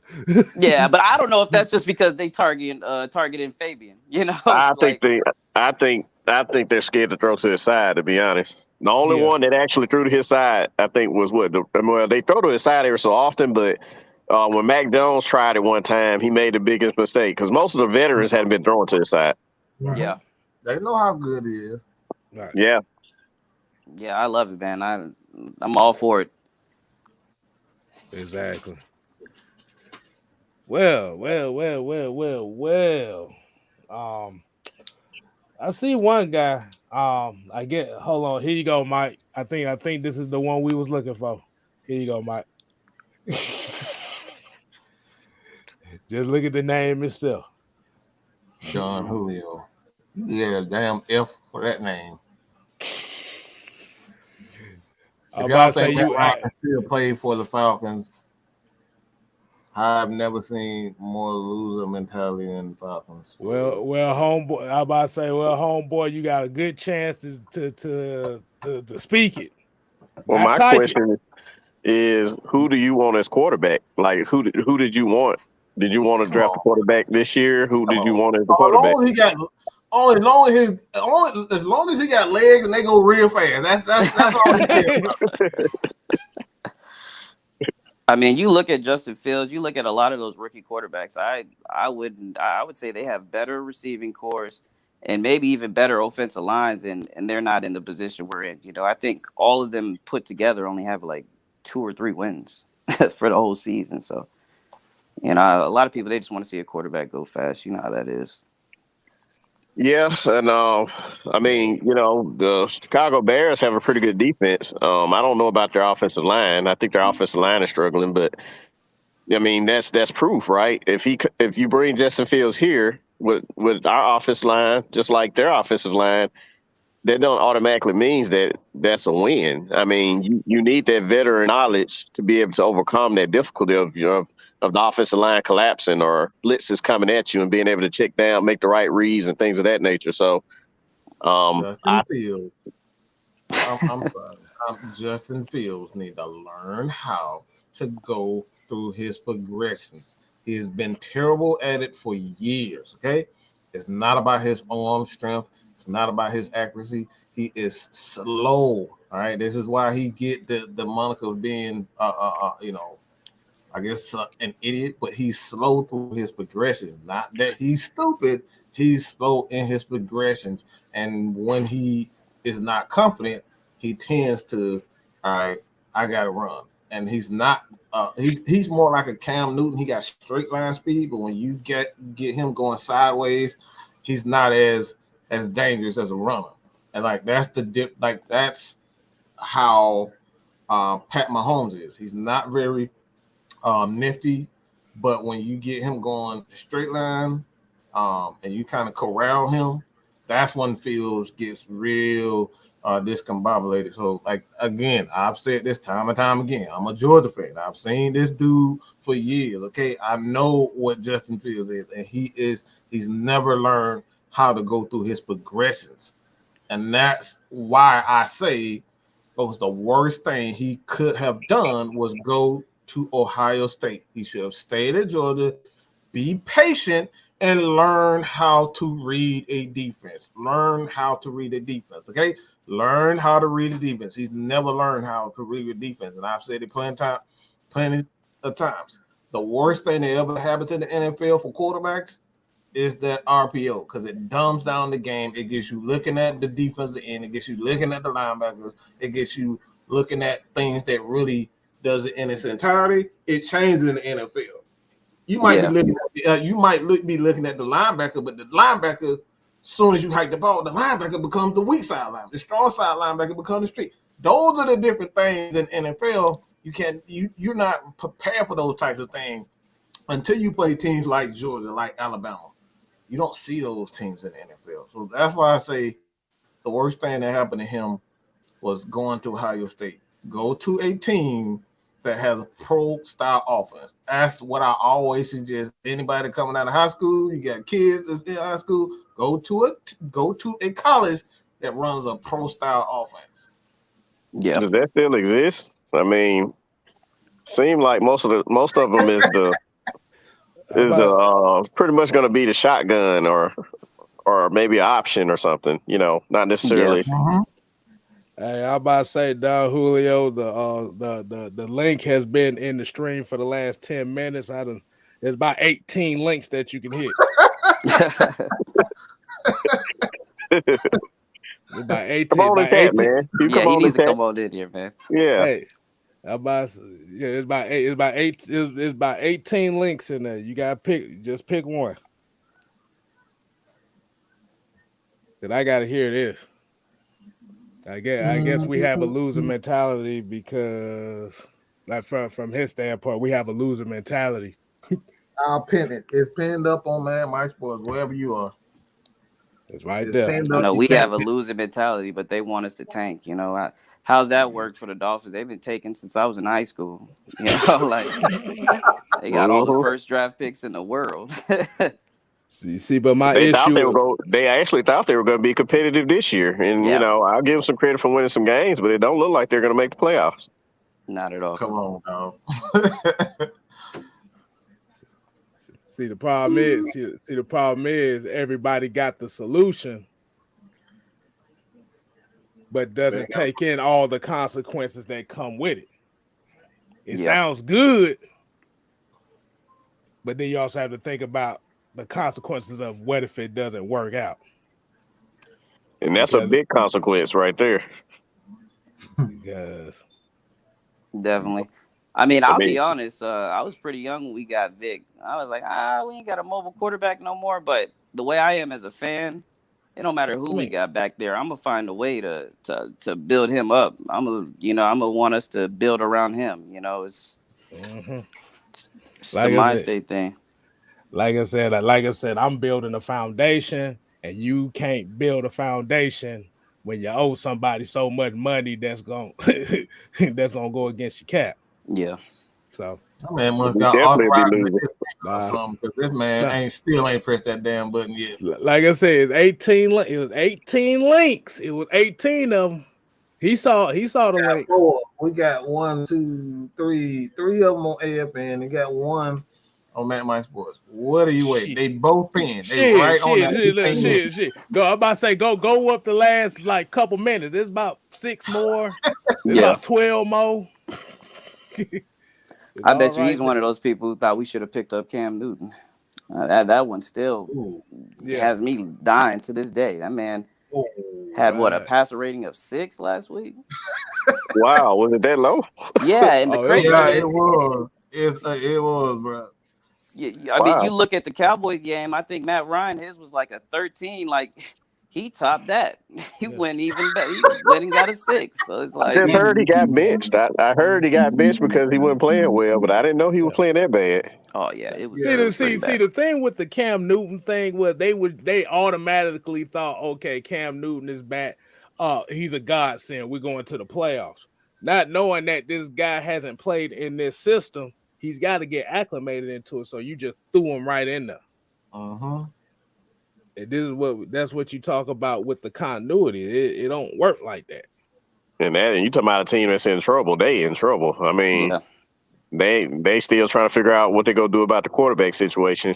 And I mean, I kind of feel bad for them, even though they're in a division, because they got a really good defense, man. Those cornerbacks, that defensive line, like, I feel like a lot of these teams, they a Matt Ryan type quarterback away from being legit. They just don't have a quarterback who knows the game. Oh, I bet they love to have Matt Ryan over there because they got the guys around him. They have DJ Moore, Robbie Anderson. Yeah, they got the running back. C-Mac. I think they go fool around and trade him off, but they got a young running back in Chuba Hubbard. So they gonna trade him. Oh, they need to. That man's made out of glass. Made out of glass, boy. I'd rather take glass, boy. That boy made out of wet tissue paper, boy. Yeah, when I saw him go IR again, I said, okay, I think they're done with him because this will be the 3rd time. Yeah, he's right up there with Saquon, man. Yeah. This be the 3rd. Yeah, this be the 3rd straight year he'd have missed at least 10 games. Yep. Yeah. And like I said, it's gonna get to a point where now running backs ain't gonna get paid no top dollar no more. Is that how you guys feel about that? Would you guys pay a running back any type of money? Not like that. Not like that. Now you don't really need a bell cow. Well, you got certain running backs, but even Derrick Henry's of the world, you want to have that other guy because those guys, the position gets hurt, and then when they come back, you done paid them, they ain't the same, and then now you stuck with the contract. So I think it's kind of more of a running back by committee thing that's more popular now. You have one running back gets hurt, guess what? You got 2 or 3 other ones that can keep moving, and then you don't have to pay them as much money. You're getting the same productivity out of 3 or 4 running backs, but not paying as much money. Right. Yeah. Well, I guess Don Julio ain't coming on. I guess we've established what I call the view is. Mike, that was the perfect example of a view. A view. I mean, he got Julio in his name. He disappeared. Nowhere to be found. I bet Tennessee probably wondering where he at. I mean, but they got Ryan Tannehill, man. He's legit. Man, that defense has been what's helping them because that defense has been playing good, getting turnovers too. Yeah, exactly. It's all been defense, man. Tannehill ain't playing that damn good. Oh yeah, I was being sarcastic, man. Tannehill. Oh, I know you were being sarcastic. I was just saying, boy. But everybody that said that Tannehill was the 5th best quarterback in this league. Yep. That's done changed now. Yeah. Because I'm telling you, Derrick Henry, that was their key. That was that whole offense. The way things are looking right now. Yeah. I mean, I watched the game against the Rams. It looked like they could run the ball without him. That's one thing I kind of took away is they just have really good blocking in general. And they can just run the ball. But with losing someone like Derrick Henry, like that's their whole team, honestly. Yeah, because of play action. That's what Tannehill, that play action from the linebackers coming up because they worried about Derrick Henry, that left a lot of people open downfield. But, when you don't have that big of a threat anymore, teams are not as scared as they were when Derrick Henry, and they let Adrian Peterson go. I don't know why they did that, but seemed like they just held on to him for now, you know what I'm saying, at least until they get to the playoffs or whatever. But I think just the fact of Derrick Henry being in the game, he commanded a lot of attention, and those linebackers were always coming up. The secondary were coming up, and it just made a difference. Yeah. Yeah, they had 200. Hey, look, Southside. Yeah, they had 270 yards rushing against the Patriots. But when Ryan Tannehill throwing 93 yards on 21 attempts, yeah. That don't help nothing whatsoever. Yeah. All right, we kind of give everybody. Hold on one more time. You got another question?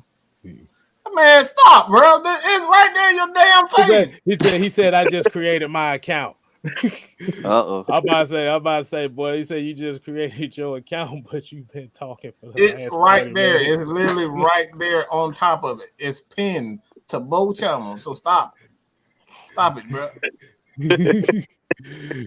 Cause I'm about to say if it ain't gonna happen, boy, we just gonna end it right about. We gotta give about 3 more minutes. You don't have to create an account, do you? I think you can just use Facebook or. Bro, you can, bro. You just click, bro. All you do is just click the goddamn link. Yeah, you click the link. Yeah. Like when I clicked it. Yeah. You can use your YouTube account. Just click the link. Yeah. Just click the link and use either Facebook or YouTube, and then go from there. Right. And like I said, we say nothing. We gotta let you get everything you get out. But yeah, like I said, yeah, you could run for 270 yards, but like I said, when your quarterback throwing for 93 yards, 93, bro. That ain't good. And like I say, him going down the field, like I say, I think it really mattered with them. Like I say, everybody coming up for Derrick Henry, and that made it easier for him to make the plays down the field.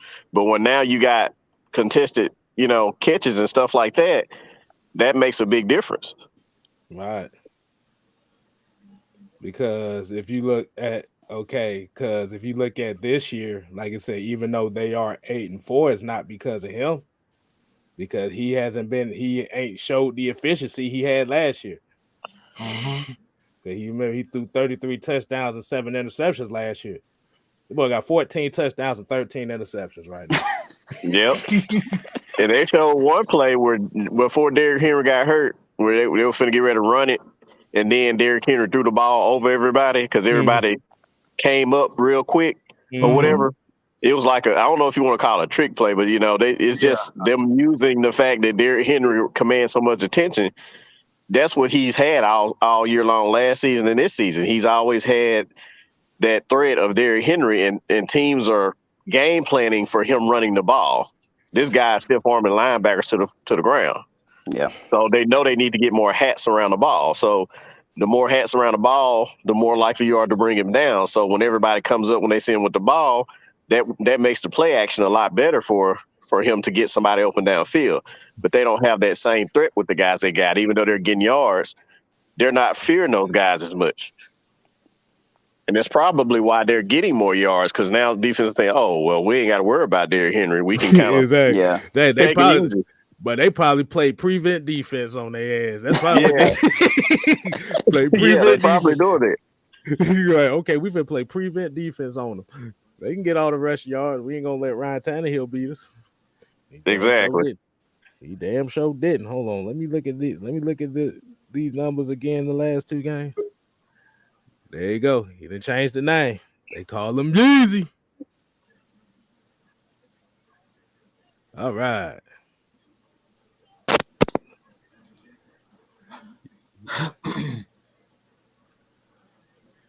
Yeezy. What's up, man? Man, what's going on, man? Yeah, what's good?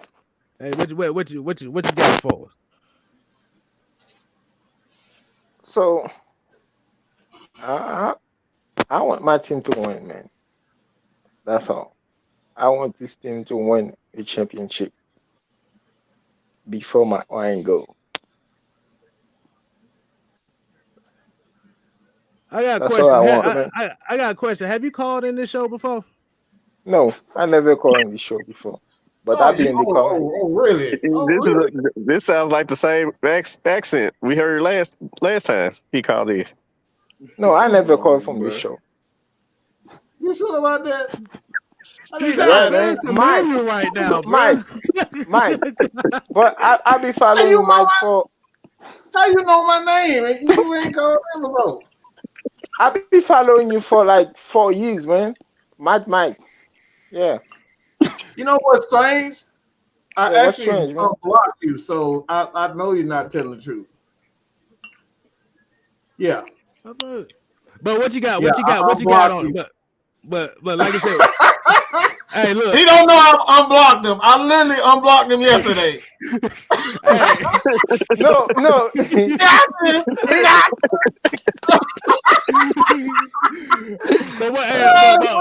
But hold on, what you got? You said you was tired of the team. I already know who you are. I literally unblocked you today. All right. Come on, Pimp. Like this, lose the accent. Because you don't want to read comments. You don't want to read comments. Bro, I literally unblocked you yesterday. Just lose the accent and get to your point. Yeah, man, that's all I got to say, man. I want this thing to win, man. Hey, but no matter what it takes. No. I'm about to say the question. So, what do you think it would take for this team to get to that step as far as how you feel they need to win? Build a defense. Oh my God, dude! What is going on, bro? We need to have a defense. Mike, remember, you fool, bro. Yeah, because the only reason why I said that because, like I said, you sound very familiar. Because I remember it was one show. It was another guy that came on the show, and you sound like the guy. Nice. He sounded like the guy he got into it with. Hold on. I remember because I was Maggie on told me to be nice yesterday. All right, and I unblocked him. Okay, I was being nice, and I unblocked him. So I know what's going on. Okay. Boy, I swear. Oh my goodness, man. Hey man, you can call it a year. All right, this going into the archive, but you can call it a year. Yeah. Wow. So you just want the Falcons to win? Yeah, a title, man. Yeah. You want to win the title? Yeah. All right. We need to win the title. So you say they need to build a defense. Is that all? That's all they need to do? You think that's all they need to do, or they got something else that they need to do? O-line and defense. Why you laughing, man? Sound like you laughing over there. What you laughing for? I'm not laughing, man. What are you talking about? Yeah, build your defense, fix the O-line, and then get Maria some weapons. You know what I'm saying? Yeah. I mean, we was close to win a championship, man. Anytime I start watching that game, man, I mean, I start, damn, it's heartbroken, man. It's heartbroken.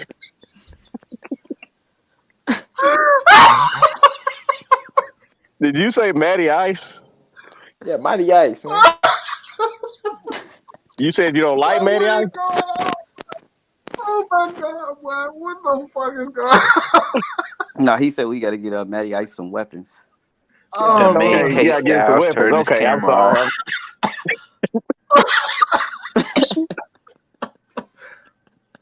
Oh my God, boy. Woo. Oh man. Yeah, man. Let's get back to football, man. Let's get back to football. Yeah. Okay. I mean, shit. I'm sorry. I'm sorry, man. Oh man, you got me dead, bro. Oh Lord, boy. Hey, you, oh my gosh.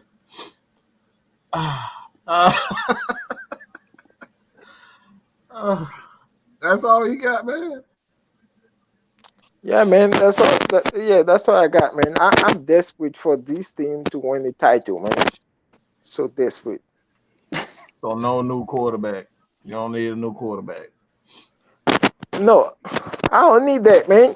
A new quarterback for what, man? You're gonna take time to develop that new guy. You're probably gonna be a draft bust. I don't need that.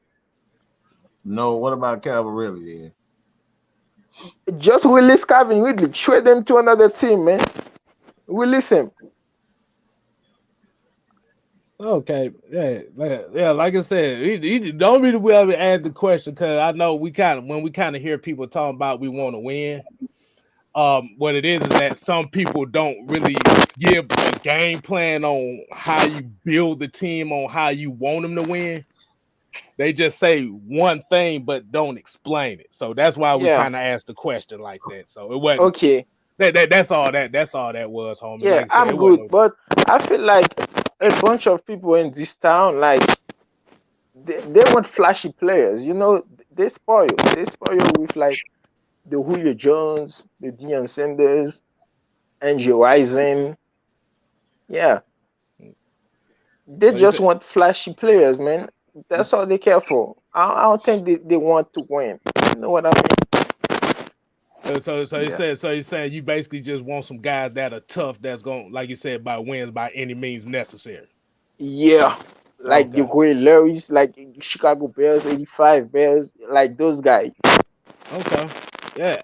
Hey, I mean, yeah. Another thing.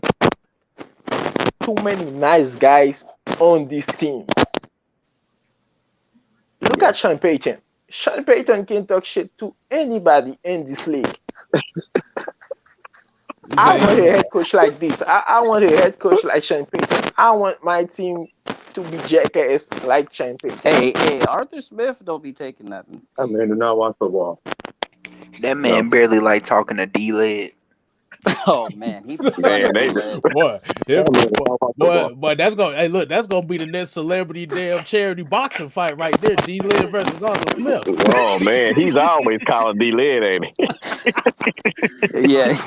Well, they gonna have Dean Pease out there too. He gonna get in the ring. He gonna knock his ass out. That man Dean Pease said, "Where your credentials at?" Oh, he said he brought up a high school. He said he was a coach of the year at a high school. He said, "Oh, okay." Oh man, goodness. He sunned that man. Man, Dean Pease came ready that day. And Dean Pease was done with this franchise after our first win. Oh man, Cartier, man, what you got for us? You there? Yo, I'm just dying, man. Yo, y'all funny, yo. Man, Mike, y'all funny as hell, yo. I don't know what you talking about. I don't know what you're talking about, dying man. over here, yo. Hey man, hey, ain't nobody did nothing, man. This is what we do all the time, man. We do this all the time, man. At the end of the day, man, we just here just to talk with y'all, man. Yeah, that shit funny, bro. Oh no. Oh man, but what you got to take? What you got to take for your team? What's the take on your team? What you think they need? What they got to do to get the dub? To get a dub, we gotta run the damn ball, like how you say. Simple. Run the damn ball, catch the damn ball, and don't give up no motherfucking flags. That's all you gotta do. Cause I'm gonna be real. I'm a real Bucks fan, man. I keep it 100. I don't lie. I don't sugarcoat shit. That's why I'm a real Bucks fan. If y'all check our defense back in, y'all can beat us. Y'all can simply beat us. It don't matter for NFC South history. It don't matter if you 0-11, 2-13. As long as you play that team hard, y'all can come with a dub. So we got to be on our P's and Q's. We just can't go into Sunday thinking we can blow y'all out because it won't happen if we think like that. Yeah. So we just got to play, beat y'all, come straight, and that's it. Basically. Hold on. What you mean you on the ball, bro? With who? Tampa. We got to run the damn ball. We got to run the damn ball. Atlanta, y'all can run the damn ball. We have to run the damn ball. He said with who? With who, man? Mike Davis? Davis. I think he's talking about his Bucks team. I think he a Bucks fan. He talking about No, he's talking about he to won the ball, right? I say with who? Like Mike Davis? No. Shit, you tripping, man. One day damn ball. To be honest, I don't think Atlanta fans want Mike Davis on their team. Hey man, y'all crazy. To be honest, I don't think y'all want Mike Davis on their team. Trade motherfucking free Popeyes chicken, Cajun rice, and a side. Only way we have a chance to win this game is throwing the ball, man. And Matt Ryan cannot afford to have a bad game. Let me say this here. I've been going to say this for a long time. I'm crying. I don't get why Matt Ryan gets so much heat, man. Matt Ryan put in so much motherfucking work. If you're a real football fan, you know Matt Ryan is a top 10 quarterback. It doesn't matter who the fuck you is. If you know football, you know Matt Ryan put in that work. It don't matter who you is. Yeah. So let me tell you this. Fake Falcon fans, this and Matt Ryan and shit, it's like it baffles me to see I'm a Tampa Bay fan and y'all got Falcon fans dissing y'all. It's like let me tell you this, bro. Let me tell you this. Life here. This almost reminds me of James Winston shit. When people wanted, when half my Tampa Bay fans wanted Mariota, they wanted Jameis Winston. It's like it's the same shit. Now that Jameis Winston sucked, and Mariota sucked, you can't say shit now. It's just like you got to get rid of him. But on some Matt Ryan shit, no, Matt Ryan put in work, man. Forget it, man. His passer rating always been high. Even with Derek Cutter, his passer rating been high and shit. He's putting in work. So for people to diss Matt Ryan, that's people that's play Madden all day. They don't know football. That's people that play Madden all day. And one thing, all these guys on ESPN and NFL Network, they hate him too. They don't give him any credit. And even the fans, they're still in love with Michael Vick, man. Yeah. You ain't lying, bro. I'm waiting for my chance to speak. What you got, homie? You ain't gonna say shit. No, hey, hold on. You can't have that. Go ahead, Mike. That ain't my mic with the static. Go ahead, Don Julio. Let's go, man. What you got? Don Julio. Okay. Before I speak, I'm gonna tell you guys my history. I started watching the Falcons since 2010. So the first, I'm not Michael Vick fan because I didn't have the chance to actually watch him play for the Falcons. So you guys can't use me against that. So I've been watching the NFL since 2010 completely, and since I'm a native Atlanta, resident, I'm an Atlanta Falcons fan. So all I have the chance is I watch every game for the Falcons fans since then. Atlanta Falcons. Okay. So I was actually the biggest fan Atlanta Falcons. I mean Matt Ryan fan. Before I literally like this is not he not a winner. Matt Ryan is not a winner. Much excuses for this guy. This guy had one of the best wide receivers. You know what I mean? One of the best offensive coaches in the league. And you guys give him way too much excuses. Wait. Hold on. I got. Go ahead. Yeah. No, I'm about to say who was the offensive? Who was the best offensive coordinator you say that he had? Because I want to know this.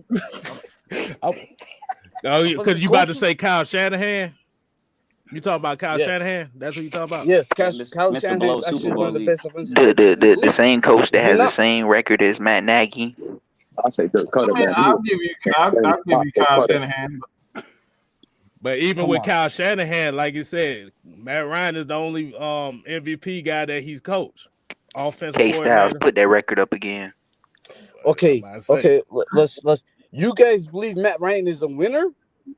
I don't see how you can say that he's not a winner because it's not like our defense is out here closing out games. But you gotta remember what he said. He said he started watching in 2010. 2010. Hold on. Let him talk. Hold on. Go. Hold on. Yeah. I'm gonna let you talk. I'm gonna let you. Yeah. Go ahead.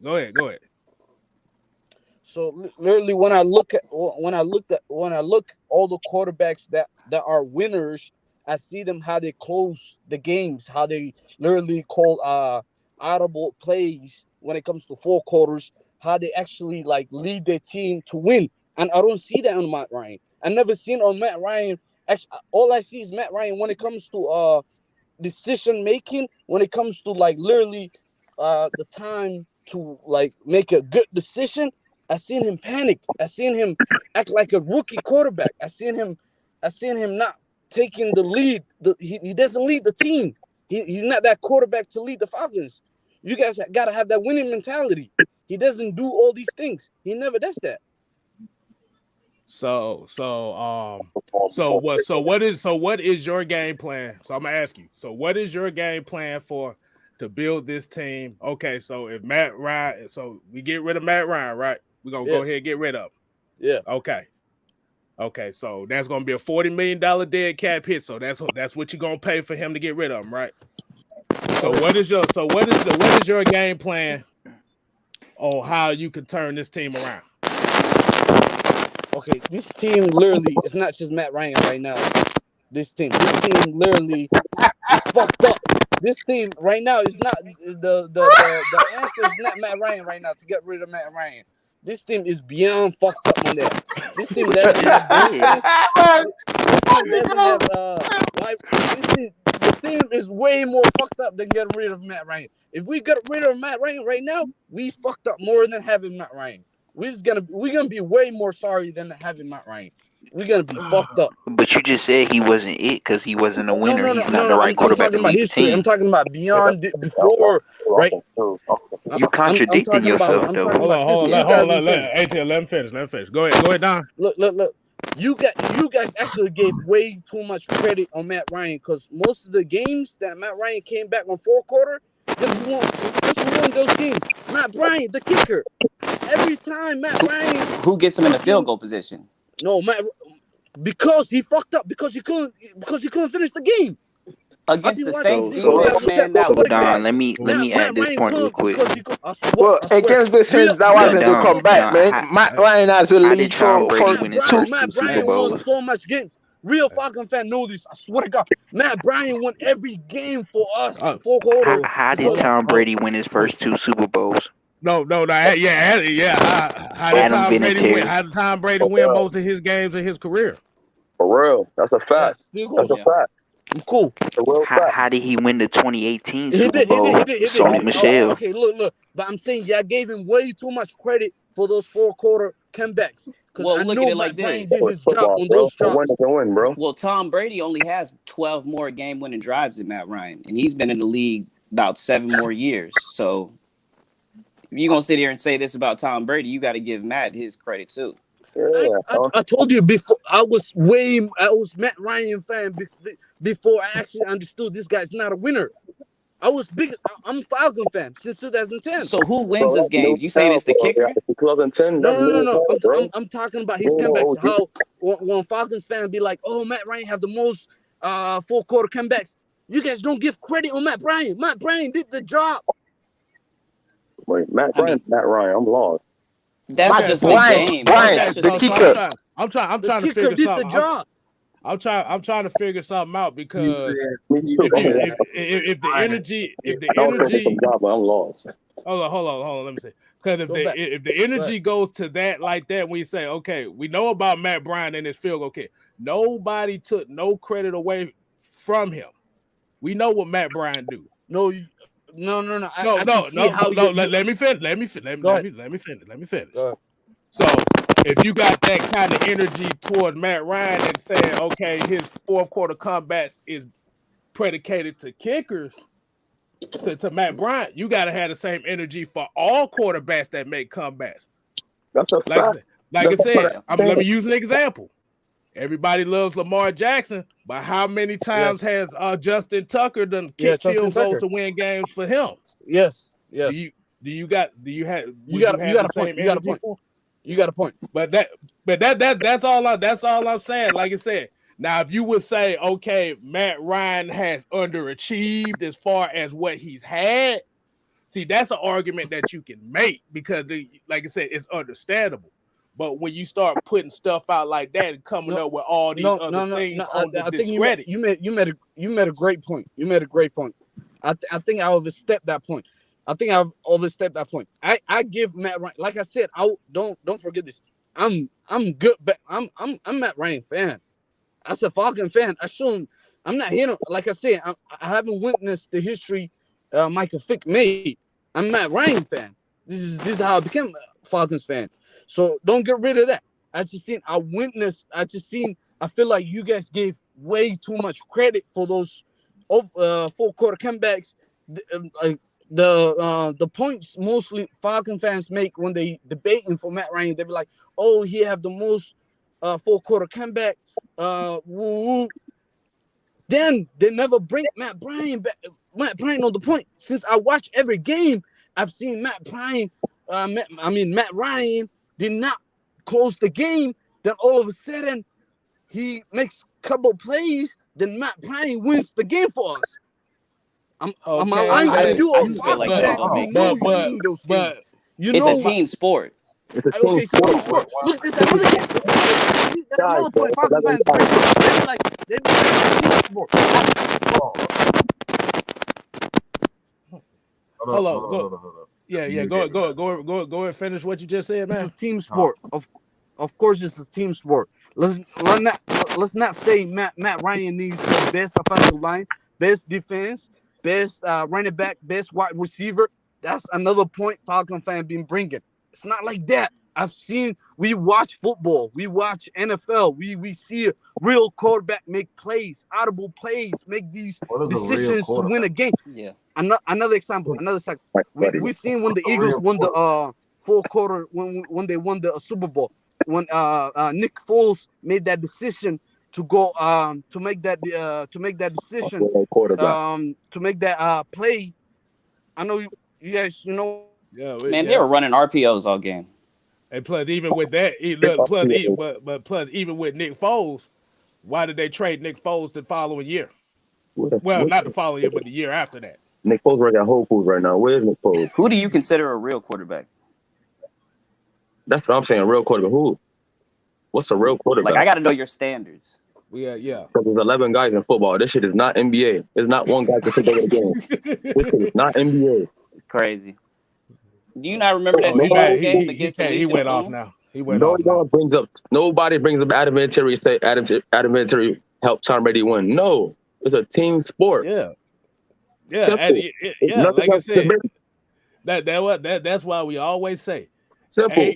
Every player is important on that field, no matter what position.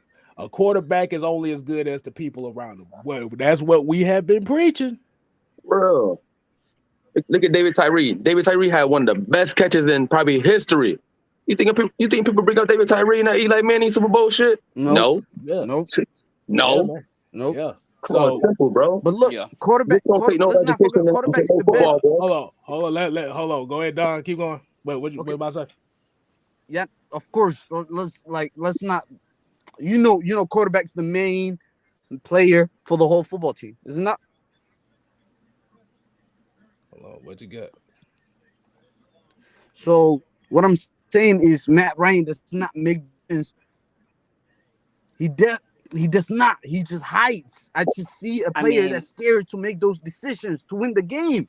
He does not. I feel like you can't really say that though, because you can't just key in on that part of the game, because you got to look at the game and its whole totality. Like, Matt Ryan does that after our defense kind of falls apart and lets the team back in. Like, you got to have ice in your veins to do that consistently for years. Okay, have you seen quarterbacks make those decisions even though the defense failed? I'm asking. Yeah, with Matt Ryan, I've been seeing him do it his whole career. Most quarterbacks do that in the league. Like I said, I'll give you a perfect example. Let's look at the playoffs last year with Aaron Rodgers. Yeah. When they played Tampa Bay. Hey. Yeah. But look what happened in that game. Like I said, when he had an opportunity to win the game, did he take advantage? That's what I said. Every quarterback does the same thing. Like I said, I get where you saying as far as saying that, well, he could have won more games down the stretch than what he needs to. But just the thing is, just don't act like he's the only quarterback that does that. That's the only thing we're saying. That's the only thing we say. So it's not okay. So when we say okay, Because since Tom I Brady played atrocious. said I That's my start word. Atrocious in the last game in the playoffs against Green Bay. Atrocious. And we still won. So I don't understand. Yeah. Hey man, we going on 3 hours. Yeah, boy. And, We about to, I need to be going to sleep. Let everybody get their last. We're gonna let everybody get their last take. We're gonna start with let's ATM. go back since 2010. Yeah, you break. Let me say my piece. Go ahead, man. What you got? I don't think that Matt Ryan look like somebody who's gonna win a Super Bowl. Hold on, you said what? Yeah, you just said too. You just said you hope he get a Super Bowl. Yeah, I hope he win one, but he don't look like somebody who's gonna win one. So the real you, please stand up. Hey, Yeezy, you know what?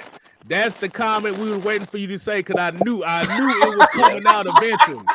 I knew it was coming out because we just want to win. That's code right there. We knew. Yeah, I hope he win one, but to me, it don't look like somebody who's gonna win one.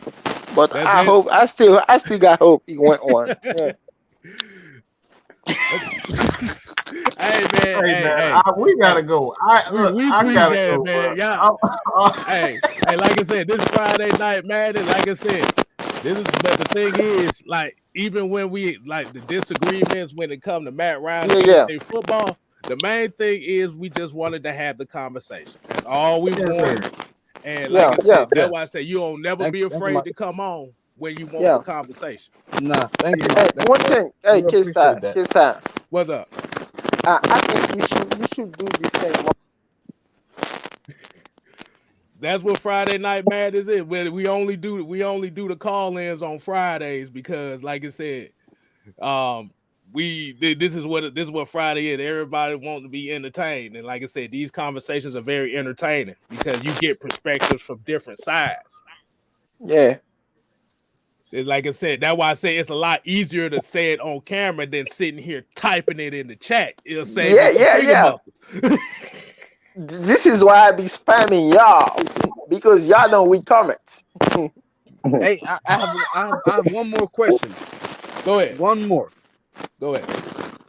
Do you guys think Matt Ryan would last if he was any other extended other than white? If he was brown, fucking let's just say yellow, black. If he was one of these another, if he wasn't white, other than no other, if he was Chinese, let's just say he was Chinese. I'm not even gonna bring black. You think he will still be in the Falcons? If he playing the career that he's had, yeah, exactly. Like Same creed he just had. Same creed. 2010 playoffs, 2012 playoffs, 2013 playoffs. I gotta go. We didn't even make it to the playoffs in 2013. What are you talking about? No. I mean, he's 16. I mean, I think he means 16. Yeah. But like I said, you have to look at it like this. Like I said, you got a quarterback that's only missed 3 games his entire career, where most of the average quarterbacks done missed at least a season. So you got the availability. So it don't matter what color he is, regardless. Like I said, if he had the same career, we'll be saying the same thing. Same creed, same stats, same everything. Same every losing Let me just say this. Exactly. You know, same everything. Same everything. Hold on. Let me say this before y'all go. Let me say this. You know who hit Matt Ryan the most? Colin Coward.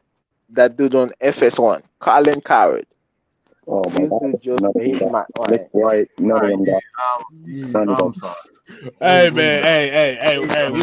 we gonna have to kind of cut it short because I gotta get Yeah, up to go to work in the morning. I feel like we Yeah, Hey man, we appreciate everybody for joining, man. But this is madness right here, boy. This is what Friday Night Madness is about. Like I said, everybody's welcome to come back on. Like I said, this is how we want it. Nobody was disrespectful to each other. Hey, this is how we do it.